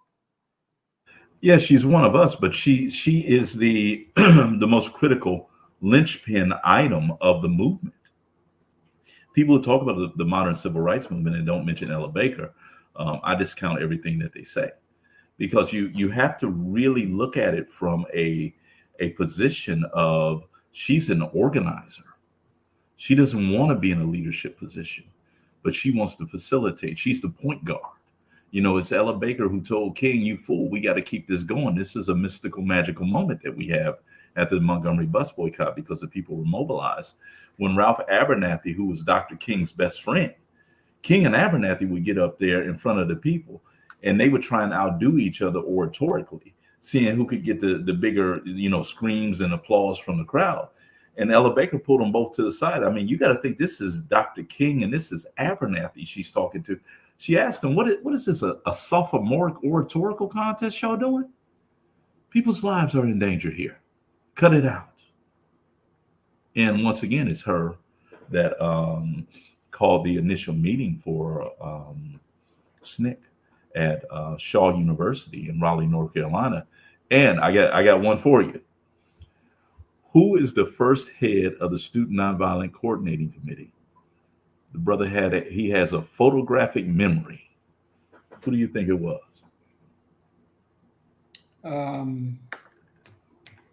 You know him. Yeah. Was DC was Mayor DC? Marion Barry. Marion Barry. Marion Barry. Yep, he was the first head of the Student Nonviolent Coordinating Committee. Mm-hmm. Mm-hmm. So the and this is the question, because I was listening to, where did I hear that from? I was watching a program on the Black middle class, and a middle class Black person was talking, and he said, look, this is the difference between the middle class and the poor Negroes in the ghetto. The Black man come home, knock on the door. The wife would be slow to answer the door. By the time she answered the door, he beats her up, pulls her outside of the house, and beats her on Front Street. Then after he gets finished beating her, then they'll go and get a drink and get drunk together. He said, but now the middle class person, knock on the door, wait for the wife, she take too long to come in. He'll come in the house, lock the door, close the blinds, make sure everything is closed, and then beat the woman for coming in late to open the door. And then after he finished beating her, they're going to sit down and talk about their taxes and make sure everything is straight. So that's the difference between the poor Black man that's in the ghetto and the middle class Black man. So my question, because after I heard that, I was like, what? My question is, for not just Black men, but men, period, to see women on that kind of level and deal with them so cheaply, but will come on, and this was on the national TV that they did the interview, and talk so cheaply about, don't matter your economic status, you can still beat that woman because she ain't nothing. How could she at that time be able to pull and move men and it not be a taken aback, like, who the hell are you talking to? You don't tell me what to do. How was she able to move like that? You know, I believe that number one, if you go back and look at Elaine Brown's, the very first page of Elaine Brown's book, A Taste of Power, and Elaine Brown becomes the only female head of the Black Panther Party. Elaine Brown explains to Huey, who wants her to be the head, that she needs some male support. And she says, can you get so-and-so to support me? Can you get, because they're going to be the muscle behind me. King and Abernathy, them are kind of Ella Baker's stamp, C.T. Vivian. You know, you saw a litany of great Black preachers there. There's this great saying that competency gets compensation. I believe that her competency is going to pave the way for her through some of that. But there are going to have to be other pastors who are going to have to be told, look, no, you don't treat her like that. You don't do her, you know. And she has and you can still see it, she has an edge to her where she's not going to be demure. She's not going to go into a corner and cry about it. She's going to cuss your motherfucking ass out. Okay. So in many ways, and this is one of the the more unfortunate things that we have to talk about when we talk about Black women in leadership of organizations and companies that are filled with Black men. They have to take on Black masculine traits. You may very well have to pistol whip one of the Panthers because he gonna say, "Well, look here, come on back in here and give me some PUSSY." Okay, you're gonna have to respond to that because this is a brother who is not enlightened. The same thing with the church. How many pastors feel that that the flock that they speak to, that those are their women, and they gonna do with they women, whichever ones they want to do something with, that's who they're gonna do. You have that going on. It's not accidental. And when we talk about this idea of the modern civil rights movement, we often talk about it from the perspective of it being a racial liberation. But when you're talking about intraracially and you're talking about the genders, Black women had to have their own thing. And it's one of the reasons why you see Black women going with feminism initially. Okay. Because these feminist women are actually talking about the idea of women's equality that would appeal to Black women. You got to remember that it is Stokely Carmichael, aka Kwame Ture, who in an interview was asked, "What is the role of women in the movement?" And keep in mind, he's the head of the Student Nonviolent Coordinating Committee that Ella Baker is actually advising. His answer to what is the role of women in the movement is prone. And what he meant was on their back with their legs spread open. That's Nick. And this is 1963, 64, 65. So that's what the women are dealing with. So it's predictable that they would end up going with white women down the road of feminism, but it's also laudable and applaudable that Black women will look at it and they'll say quite simply, well, we're not feminists, we're womanist. And of course, we have that great reverberating quote from Alice Walker that says, feminism is to womanism as purple is to lavender. Not the same, it's close, but not the same. But a lot of it flows from Black men's modeling and framing of what it means to be a man behind what they think they've seen white men do with their women. Okay. And it's the reason why many brilliant sisters were initially, they attempt to relegate them to making coffee and to taking notes while the men talk about the important things. Because let's be clear, there is a lot of damage that can come, and I won't use the word toxic masculinity. There's a lot of damage that flows from how Black men in particular are constructed in this society. That you are a man, you should be leading, you should be the head. And when you combine that with the physical strength that men have, and you come across a sister who's not willing to go along with that, she's going to challenge that. Many brothers feel that that is permission to whoop her ass and to put her in her place. Wow. Wow. That wow. You know, and I guess this is the naivete of my own self thinking. That even in those situations that the Black woman would be respected because this is what you want for your women totally. But no.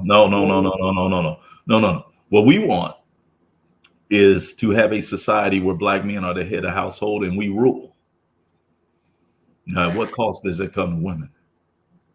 And especially when you're talking about unenlightened men who believe that they're right because their fists carry more might. So, you know,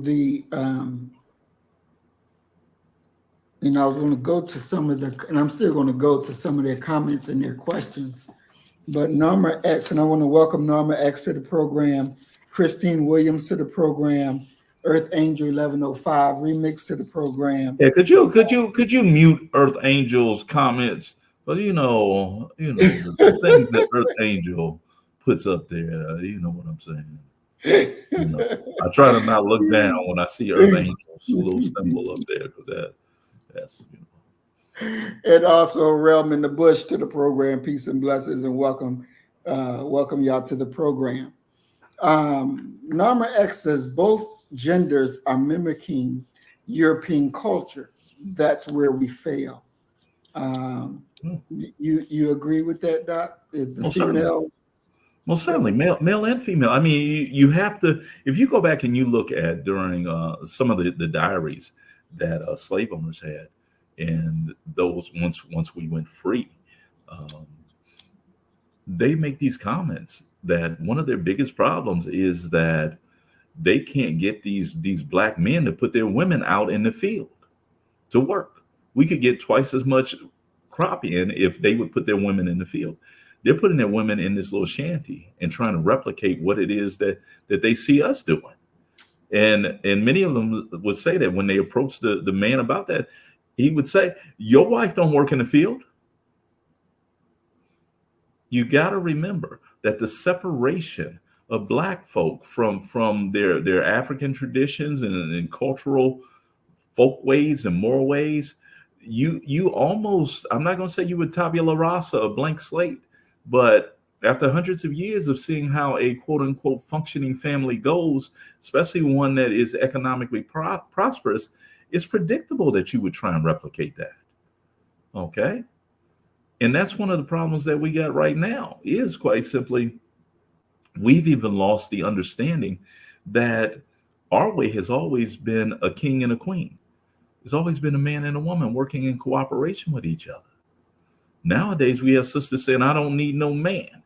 And we got brothers that is like, man, please, I ain't getting hooked up with one of these sisters so they can take all my money. So Norma X is correct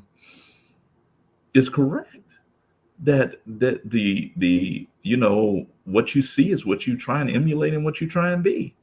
And the model for so many black men has been white manhood. And the model for so many black women of what they want in a man is white manhood. They want a provider and a protector. And you're putting that on black men in a situation where he can't even protect himself from the police. And he ain't in charge of his economic status. If white folks say tomorrow, hey, look here, you niggas will get up out of here, what you gonna do? Because you are almost totally dependent upon them for employment. You go in there and you beg them for a job. You hope and pray that you get a job from them. When we send our children off to school, it is to get an education so they can be marketable to some corporation or organization. And by and large, it's going to be a white one. We don't send them there to dream big and to become entrepreneurs. We would rather you get a double, using a baseball analogy, a single or a double. Don't swing for a home run because you might strike out. And if you strike out, that means you got to come back with us. And we was counting on you being our retirement, especially when you're dealing with a society that no longer has pensions. And I yield, brother. Doc, I want to take up Christine Williams' question. He questioned everything. Well, who's really to blame for those so-called trifling men?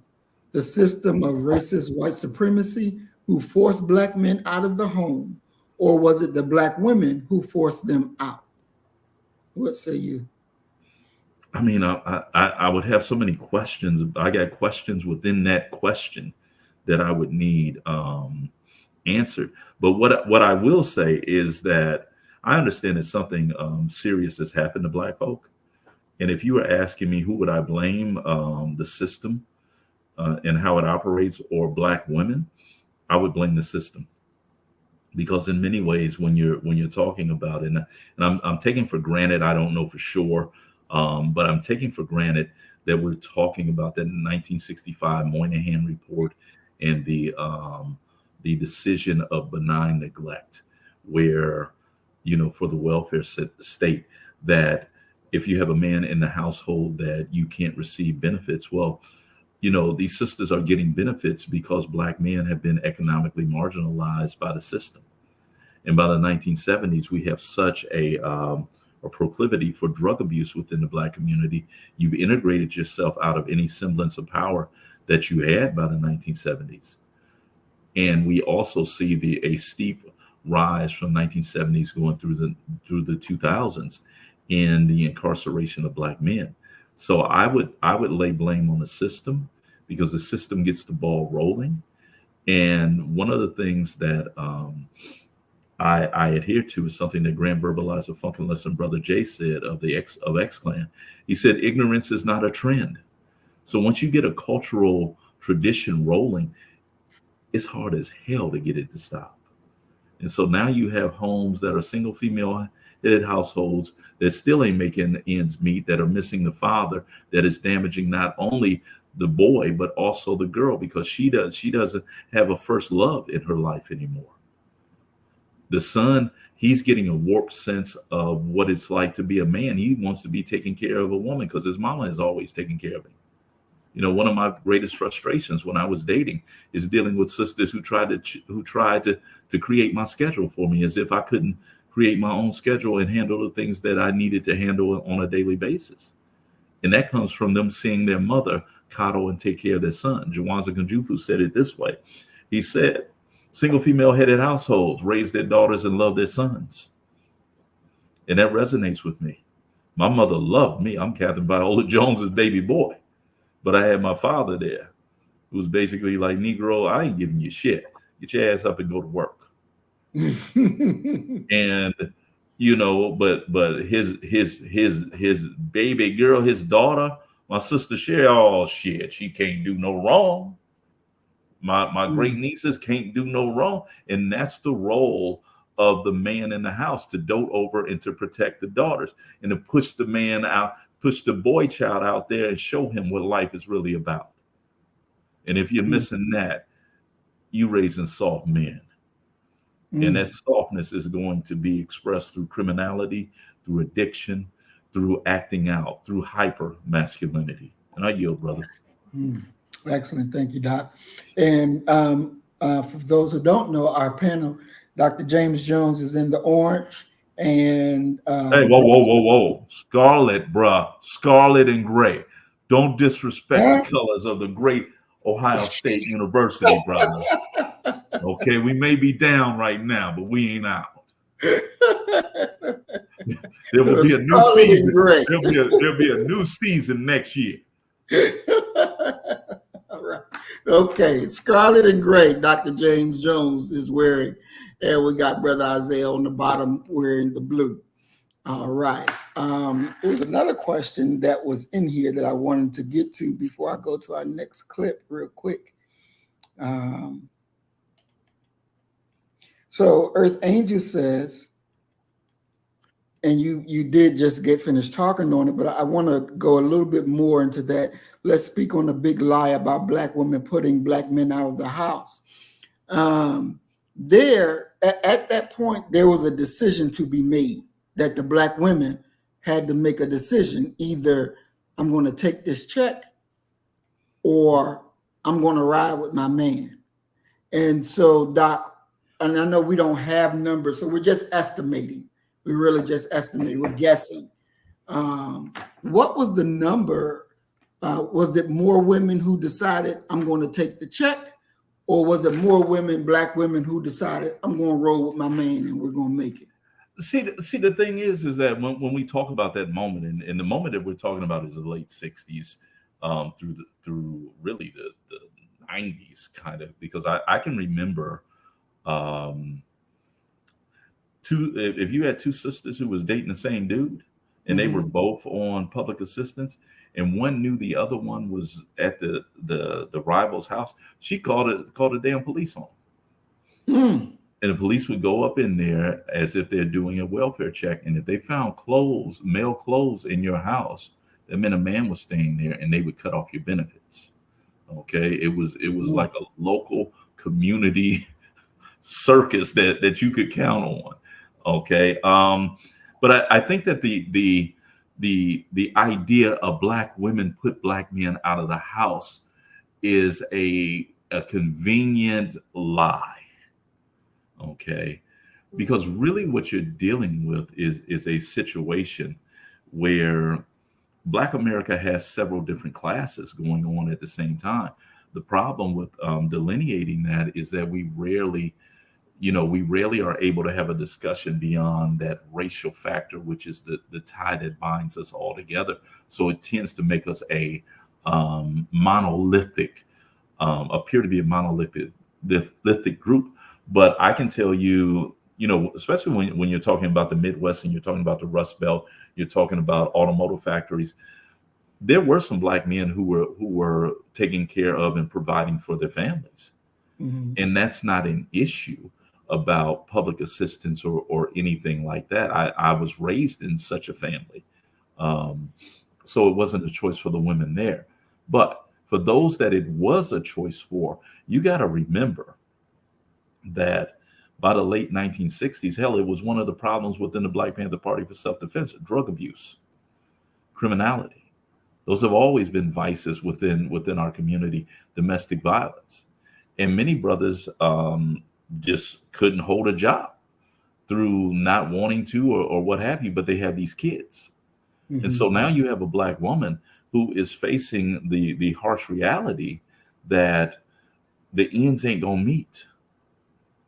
And so she has to make a executive decision because the man is not there stable enough to make that executive decision. And they take public assistance. So the framing of it, like, yo, you take this check, the man gotta go. That ain't really how it happened. And that's scapegoating Black women. The truth of the matter is that by the time you're talking about 1970, the integration process for Black folk had begun in earnest at the latest by the 1960s. And you got to remember that we're sending our children, white colleges, PWIs, like the Ohio State University, they're coming in to take the best of our community. And that alters our priorities in regards because they're pouring something totally different in us. The priority is no longer going to school to go back and run the family's grocery store or furniture store that was Black owned and serviced the Black community. Well, now these people are ordering their furniture from white furniture stores because they can get it in bulk and sell it cheaper. So those are jobs that are missing. So there's a great movie by the name of Lackawanna Blues. Mhm. And at the end of Lackawanna Blues, you have Hill Harper's character walking down the street. And Hill Harper says, well, we didn't realize during that time, during integration, was every time a white door opened, a Black one closed. Those are Black jobs that are no longer in existence. Okay. Mm. So you have this mass of Black men who are now not gainfully employed. And as the weather girls told us, there comes a moment where ain't nothing going on but the rent. That rent got to be paid. And how can we make these ends meet? Because white folk are not going to just hire you. They're not going to hire our hardcore unemployables. So that brother is really not viable. And so they end up having to take that check. Now, numbers wise, I would venture amongst lower class and poor Black folk, you're talking about maybe 80% that were taking food stamps, public assistance, WIC, SNAP, EBT. We know all of these things. We know people who are having to do it right now. I can pick up my phone right now and go buy some stamps. It's not a difficult thing to do. It's how we've been able to kind of get over.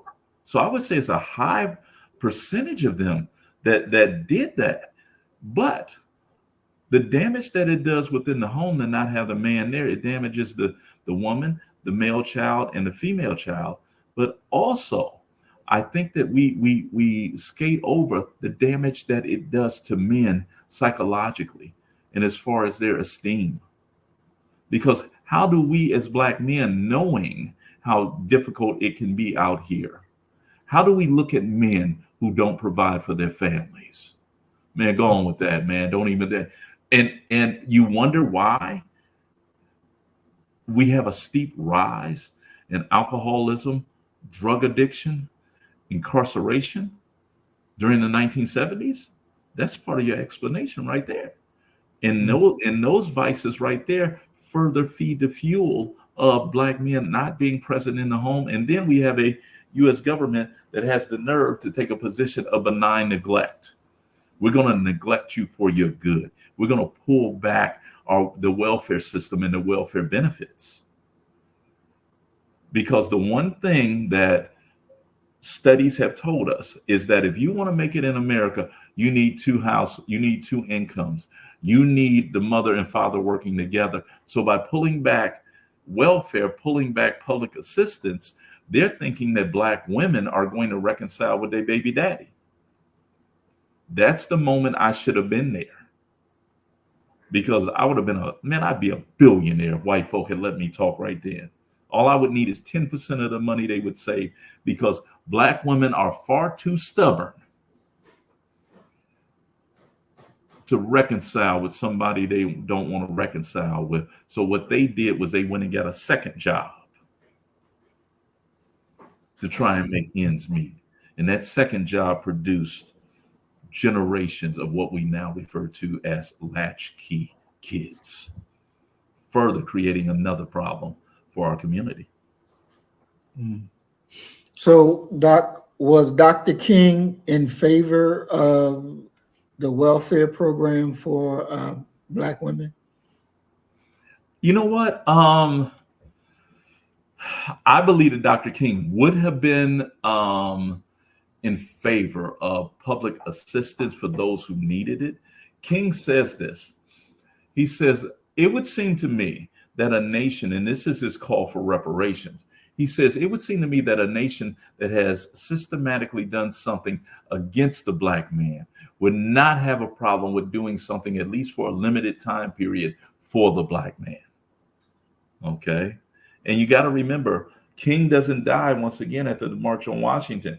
By 1968, King is talking about economics. He's talking about his last movement was the Poor People's Movement. And King is wise enough, once again, to put a white face on poverty. He went to Appalachia trying to get poor white kids. Maybe you'll care about economic inequality if you see the white, dingy face of children suffering. True.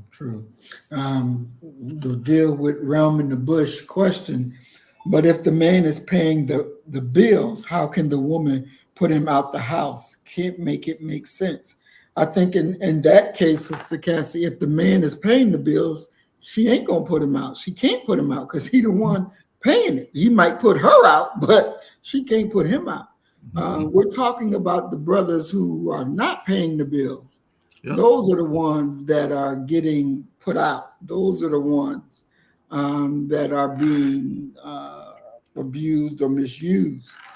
Those are the ones that are having the issues. And unfortunately, that would be about 80% of the Black household that have that problem with paying the bills.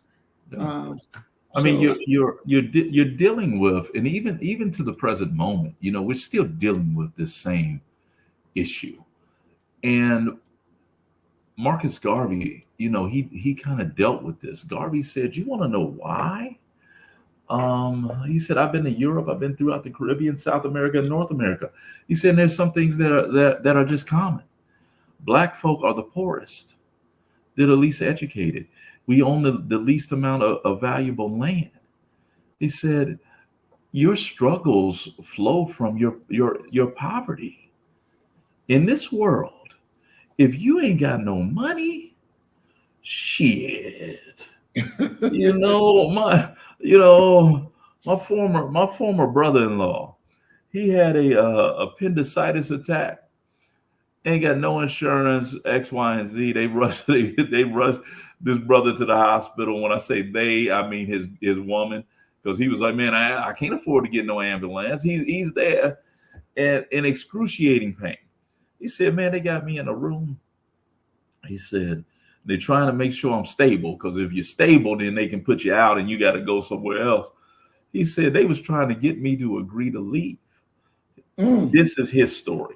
He says that there was a doctor that would come in there by himself and grab his legs and get beaten on the bed. He said, man, that shit hurt so bad. He said, I did not know your legs was attached to your damn appendix. He said, when I saw him coming in there the third or fourth time, I said, yo, you know what? I think I'm good. And got up and left. You know, no insurance, no money. That's the one thing that the financial brothers, you know, even though I believe that their analysis is wrong because they focus upon finances so much, but damn, at least they got room to be wrong. At least they got choices. If money gives you anything, money provides you with choices. Money highlights who the fuck you are. Right. You can sit up in here all day. Oh man, if I had that. I was speaking with one of my homeboys last night who asked me for some, you know, to cash app him some money because his stamps ain't hit yet. Okay. It was like, oh, you know, can you let some? I'm like, all right, bro, you know, okay. And he was like, yeah, because see, if I had money, I wouldn't be going to no fancy restaurant. I was like, yo, you can't say that. Because it's impossible for you to do that right now. But let you get $10 million. And they put some shit up on TV. This is where the people who are eating at, or this is where they staying at. You probably have your ass right over there with them, eating escargot and shit that you would have never ate before. You know, and that's the thing that I try and tell my students: don't be no fool. Okay, if you see a path to get some money, go get that money. Okay. Otherwise, you're gonna be sitting up in here talking, yeah, man, we need to start a revolution, and we ain't got enough money for bullets. Exactly. Wow. Let me say this. I just want to add this into what Doc was saying. Black folk, when we die, we ain't got no damn life insurance. It is as if, well, I don't want nobody getting rich off of me. What the point if you don't have a nest egg and you done worked 40 years with whatever company, and all you get is a pen, a gold pen at the end of the, and you ain't never, you know what I'm talking about, Doc. You ain't never thought about stocks. You ain't never thought about real estate. You ain't never thought about starting a business. This is the problem that exists not before during the Black Wall Street now, because we were very much on point in regard to businesses and we taking that money and we cycling it back into the political arena. And the church, if I am not mistaken, you may want to correct me on this, the church wasn't about being so heavenly bound that you are of no earthly good. You know what I mean? That devolved over time. So what I'm trying to say is that in today's world, the Black family had gotten so far away from where we were and the mindset that kept us at this level of financial security that at some time, I don't know when it happened. It perhaps happened after the destruction of the Black Wall Street and the integration started to happen, whatever period of time that was. But it has been detrimental. So I cannot say that Black folk can never make it, and Black folk will never make it, and Black folk just give up. We come too far to give up. You know what I mean? And when I'm looking at what is going on right now, as far as what Sankofa was saying the last time we were on the show, get the bag. There has to be a certain morality involved that is passed down, because once the family gets some money, whatever it is, $100,000, $500,000, whatever it is that makes you feel like you are comfortable, that you don't have to beg, borrow, and steal, that money is passed down to the next generation, plus life insurance. A $500,000 life insurance, from what I'm understanding in America, run you about, depending on your age, it runs you about $30 a month. And you just don't know when are you going to go. So as far as that goes, that's part of the economic package that black folk need to be aware of and need to do. The hell with, well, I don't want nobody getting rich off of, well, nigga, you're gonna die anyway. And if you don't have any resources beyond $100,000 or beyond $500,000, then you're bullshitting. Point blank and simple. Now, as far as the other things that we're talking about, the U.S. government played a big hand in getting the black man out of the, but we didn't have to fall for that bullshit. You know what I mean? So, without getting into the details about that. But yeah, I just want to throw that in there.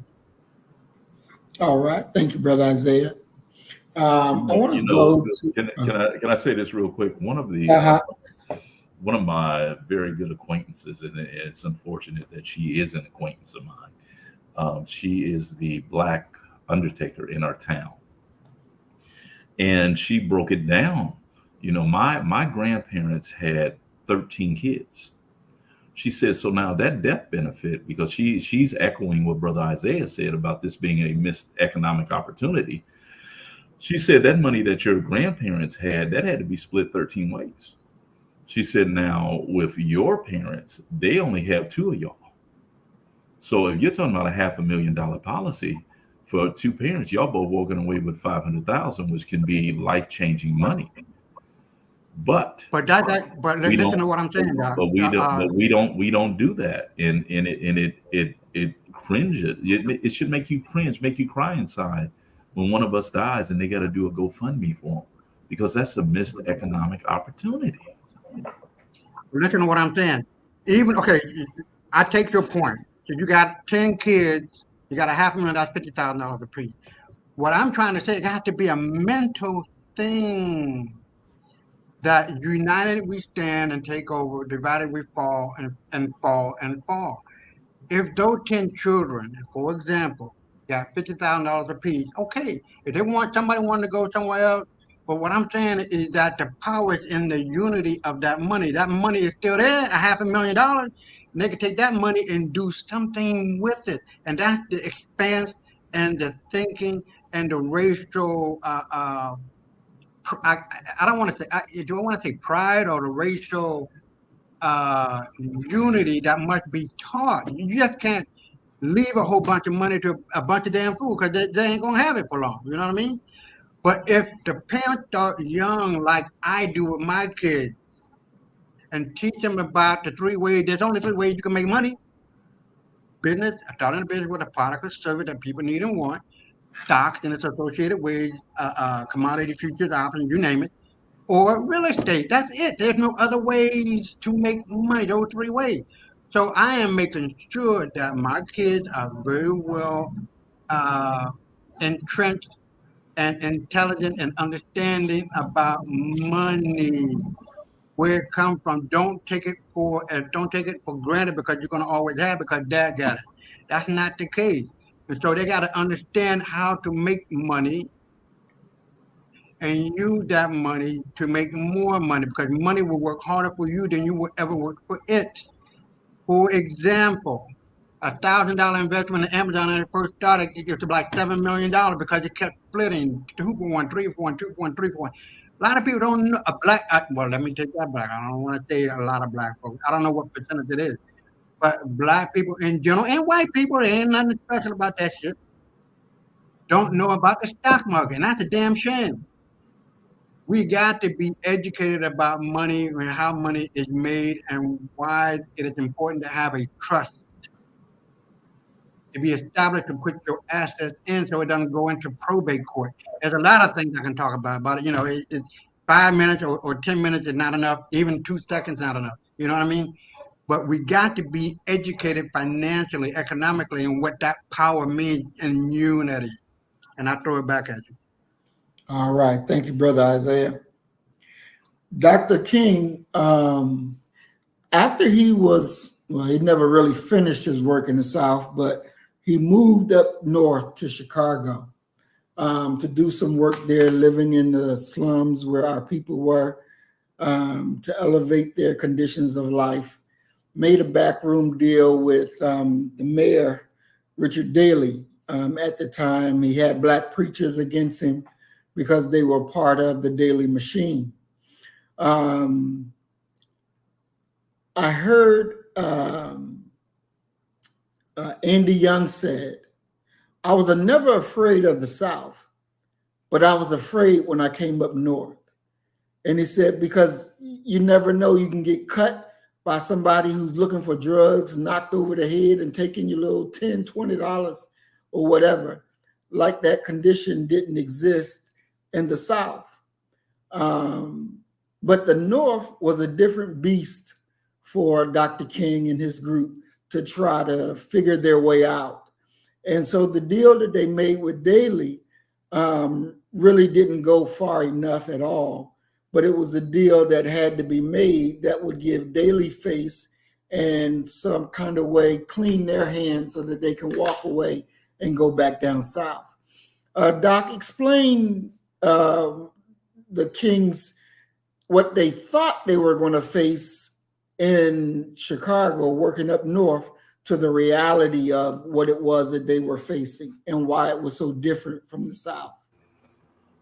You know, it's the fallacy of, especially when you're talking about the perception of regions. Many people don't even understand that slavery existed all the way up to Massachusetts and Maine. They think it was a Southern phenomenon. Malcolm said it best when he said, quit talking about the South. As long as you're south of the Canadian border, you south.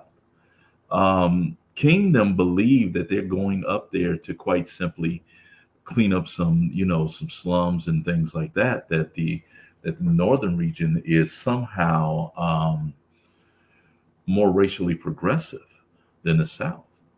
And what they fail to understand, and this is as a northerner who's come south, I can tell you that Southerners are more integrated as far as racial dynamics and friendliness than northern white folk ever were. You know, I didn't go to school with white folk until 6th grade. Okay. It was all black. We would have a white teacher or some white teachers, but we didn't. Might have been a sprinkling of white students who had, whose parents had wasted their white skin privilege and couldn't make shit out of their life, but they was right there with us.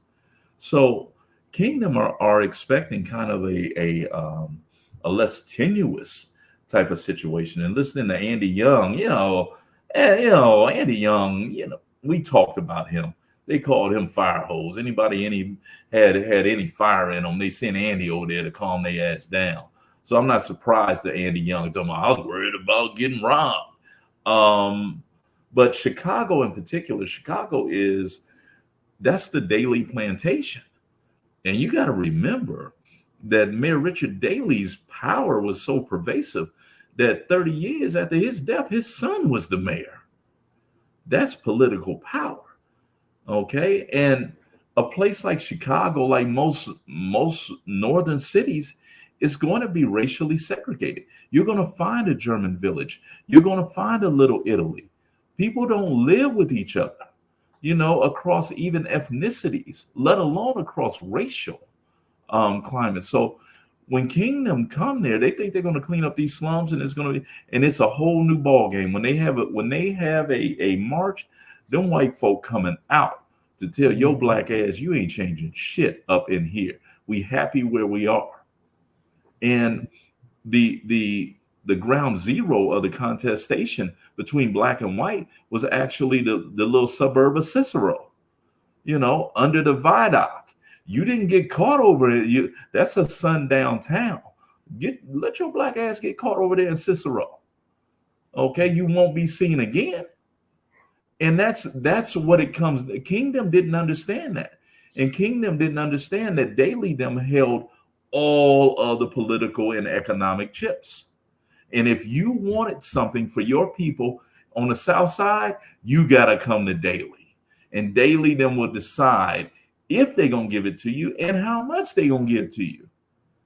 And King's arrival with all this rabble rousing and troublemaking that he's doing, Daley's looking at King's classmates. Many of these guys went to Morehouse with King. Daley's looking at them and like, yo, you going to handle that?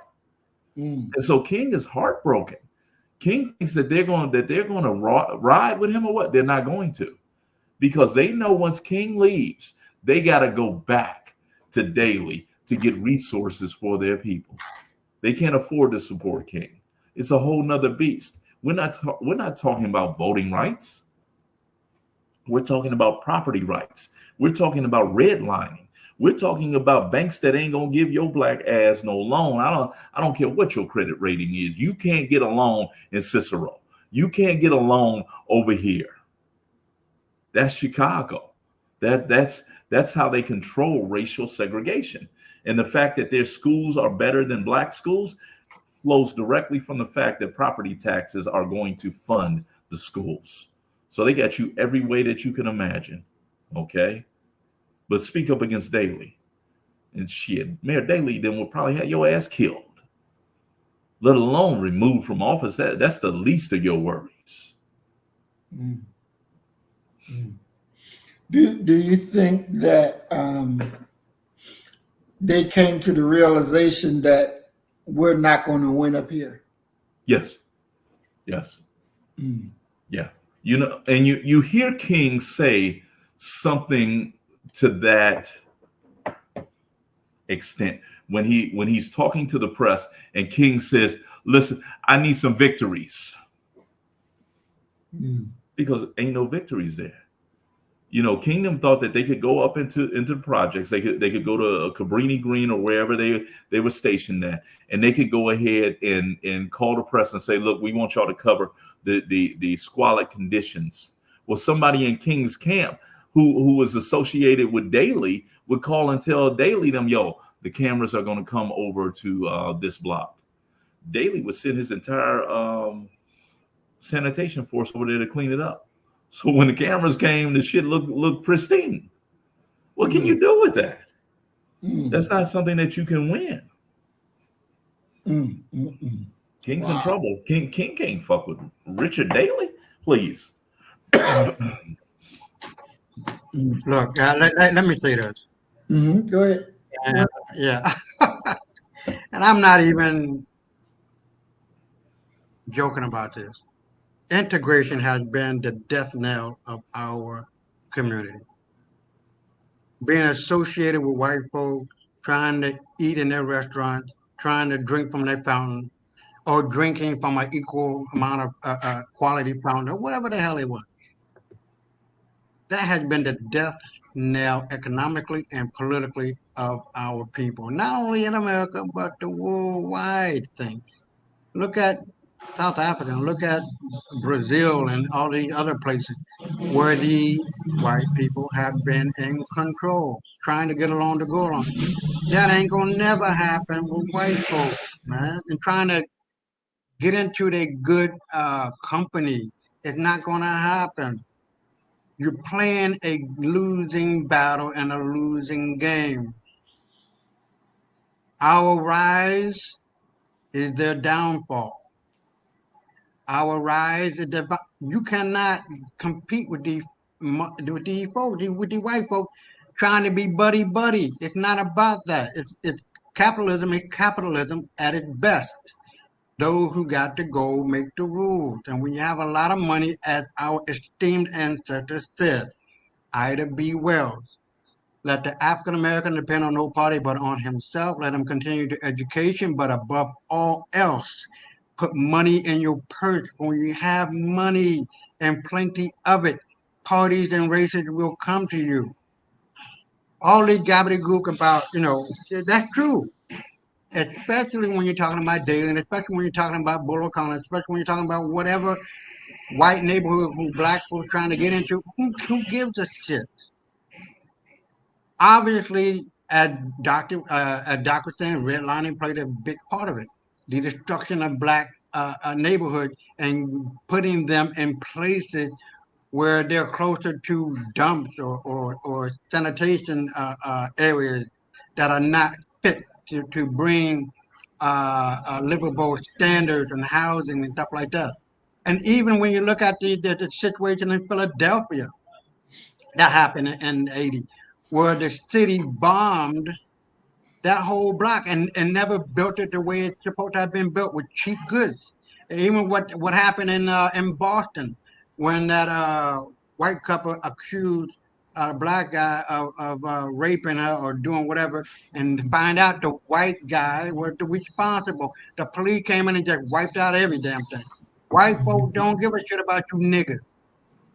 This is what I'm talking about. Fuck trying to get in good graces. Who cares? We had our own. There's a group of black folks in Georgia. I don't know if you know that, Doc, who bought up a huge amount of acreage, who are building their own community. This is where the power lies, within our own grasp. Who the hell wants to go to a white restaurant eating some undercooked chicken that's not even seasoned? You understand? White folks ain't got shit on us. They playing this miserable ass game, and we're going along with it.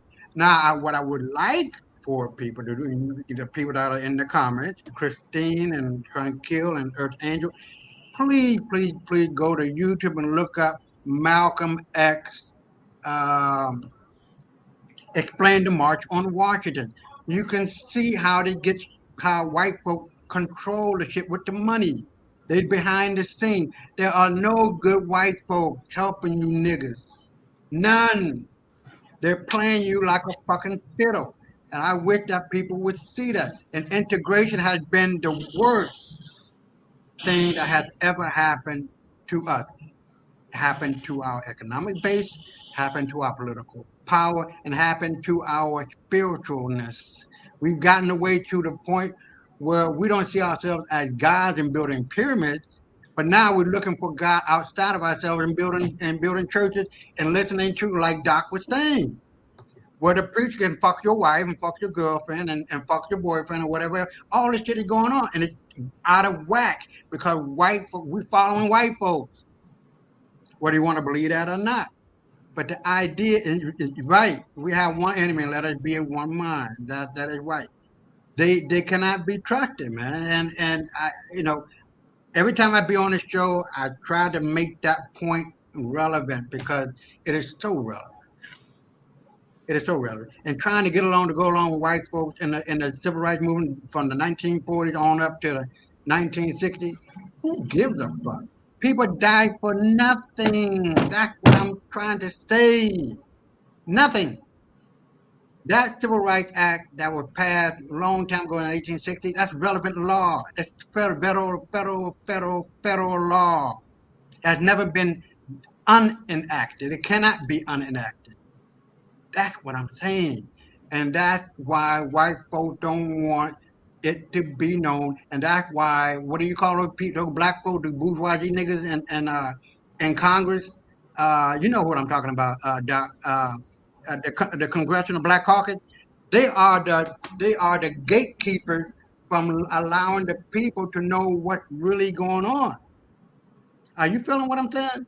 So there's a lot of information that can be used, that must be used, and should be used to get rid of all of this angst that is not necessary to go through. It's not necessary. And the thing is, redlining is still going on today. And your banking credit is still being denied because you're black. They don't say that. They don't say that out loud, but it's the big ass elephant in the room. And when black folk go in and get a call on you, and you got bad credit. Now I got a 802 credit. I always keep my shit straight. But if you got bad credit, and I can remember this white couple came in and got a bank loan, they credit bad in the motherfucker. Bad. But they got in there in that white bank, and they say, oh yeah, you can come on. You feel what I'm saying? White folk gonna always be looking after white folks. Y'all niggas just wanna try to get along to go along to be along. That ain't gonna never happen. Period. Fuck white folks in a bullshit game of Wizard of Oz. And I throw it back at you. All right. Thank you, Brother Isaiah. I'm not even paying attention to the time. We are way over our time limit. I was about to go into another video, but we are at our time. We're going to please do. We got time. We got time. I ain't going nowhere. No, we can go until 3 o'clock. We can. We got things to do.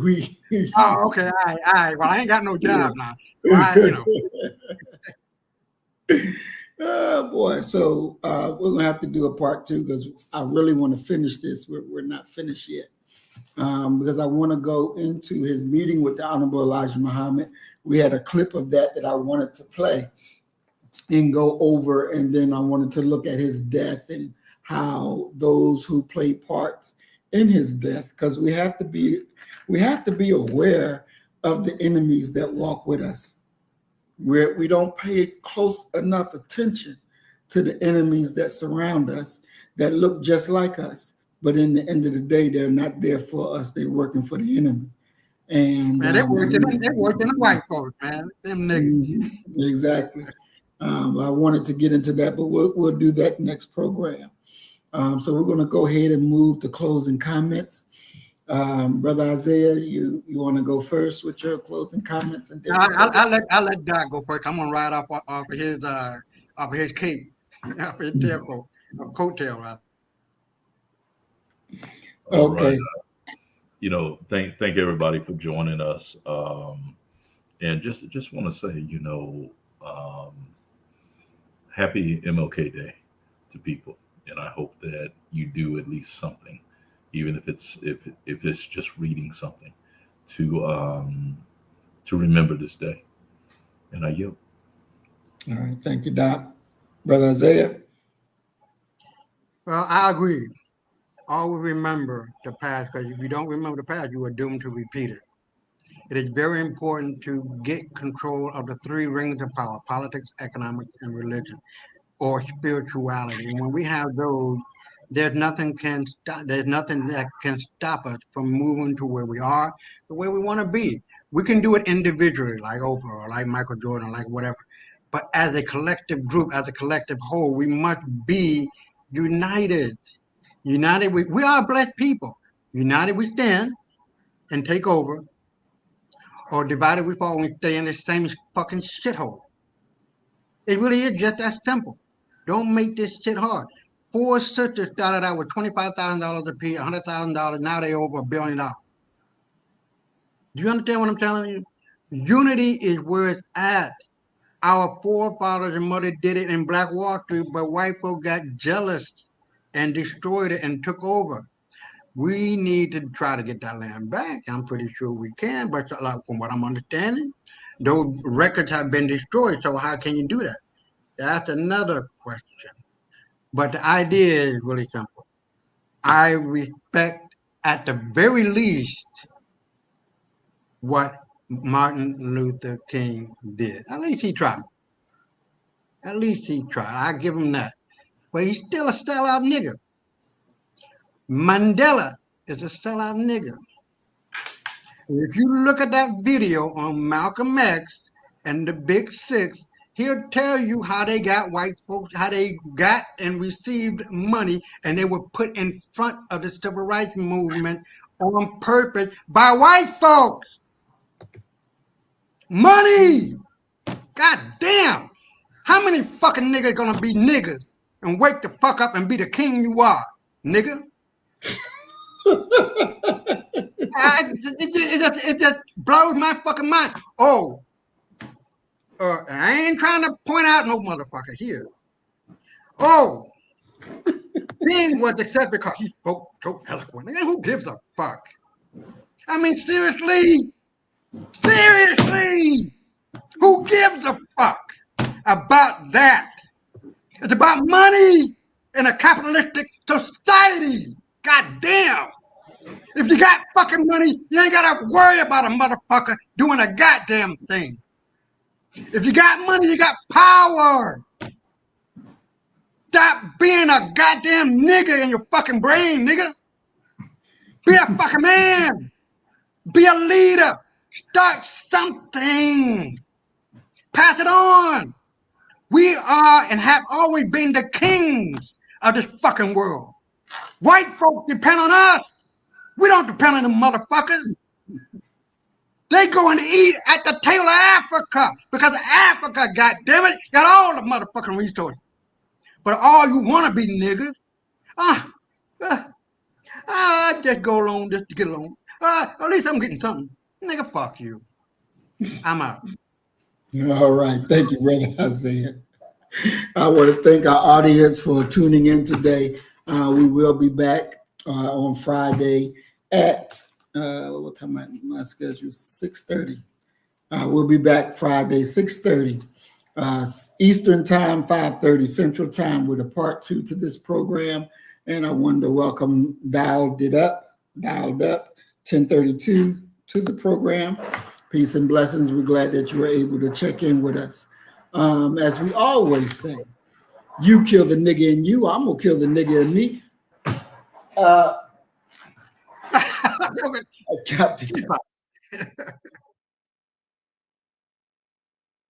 Good Lord. That's again, as we always say, you kill the nigga in you, I'm gonna kill the nigga in me, and our God will reign supreme.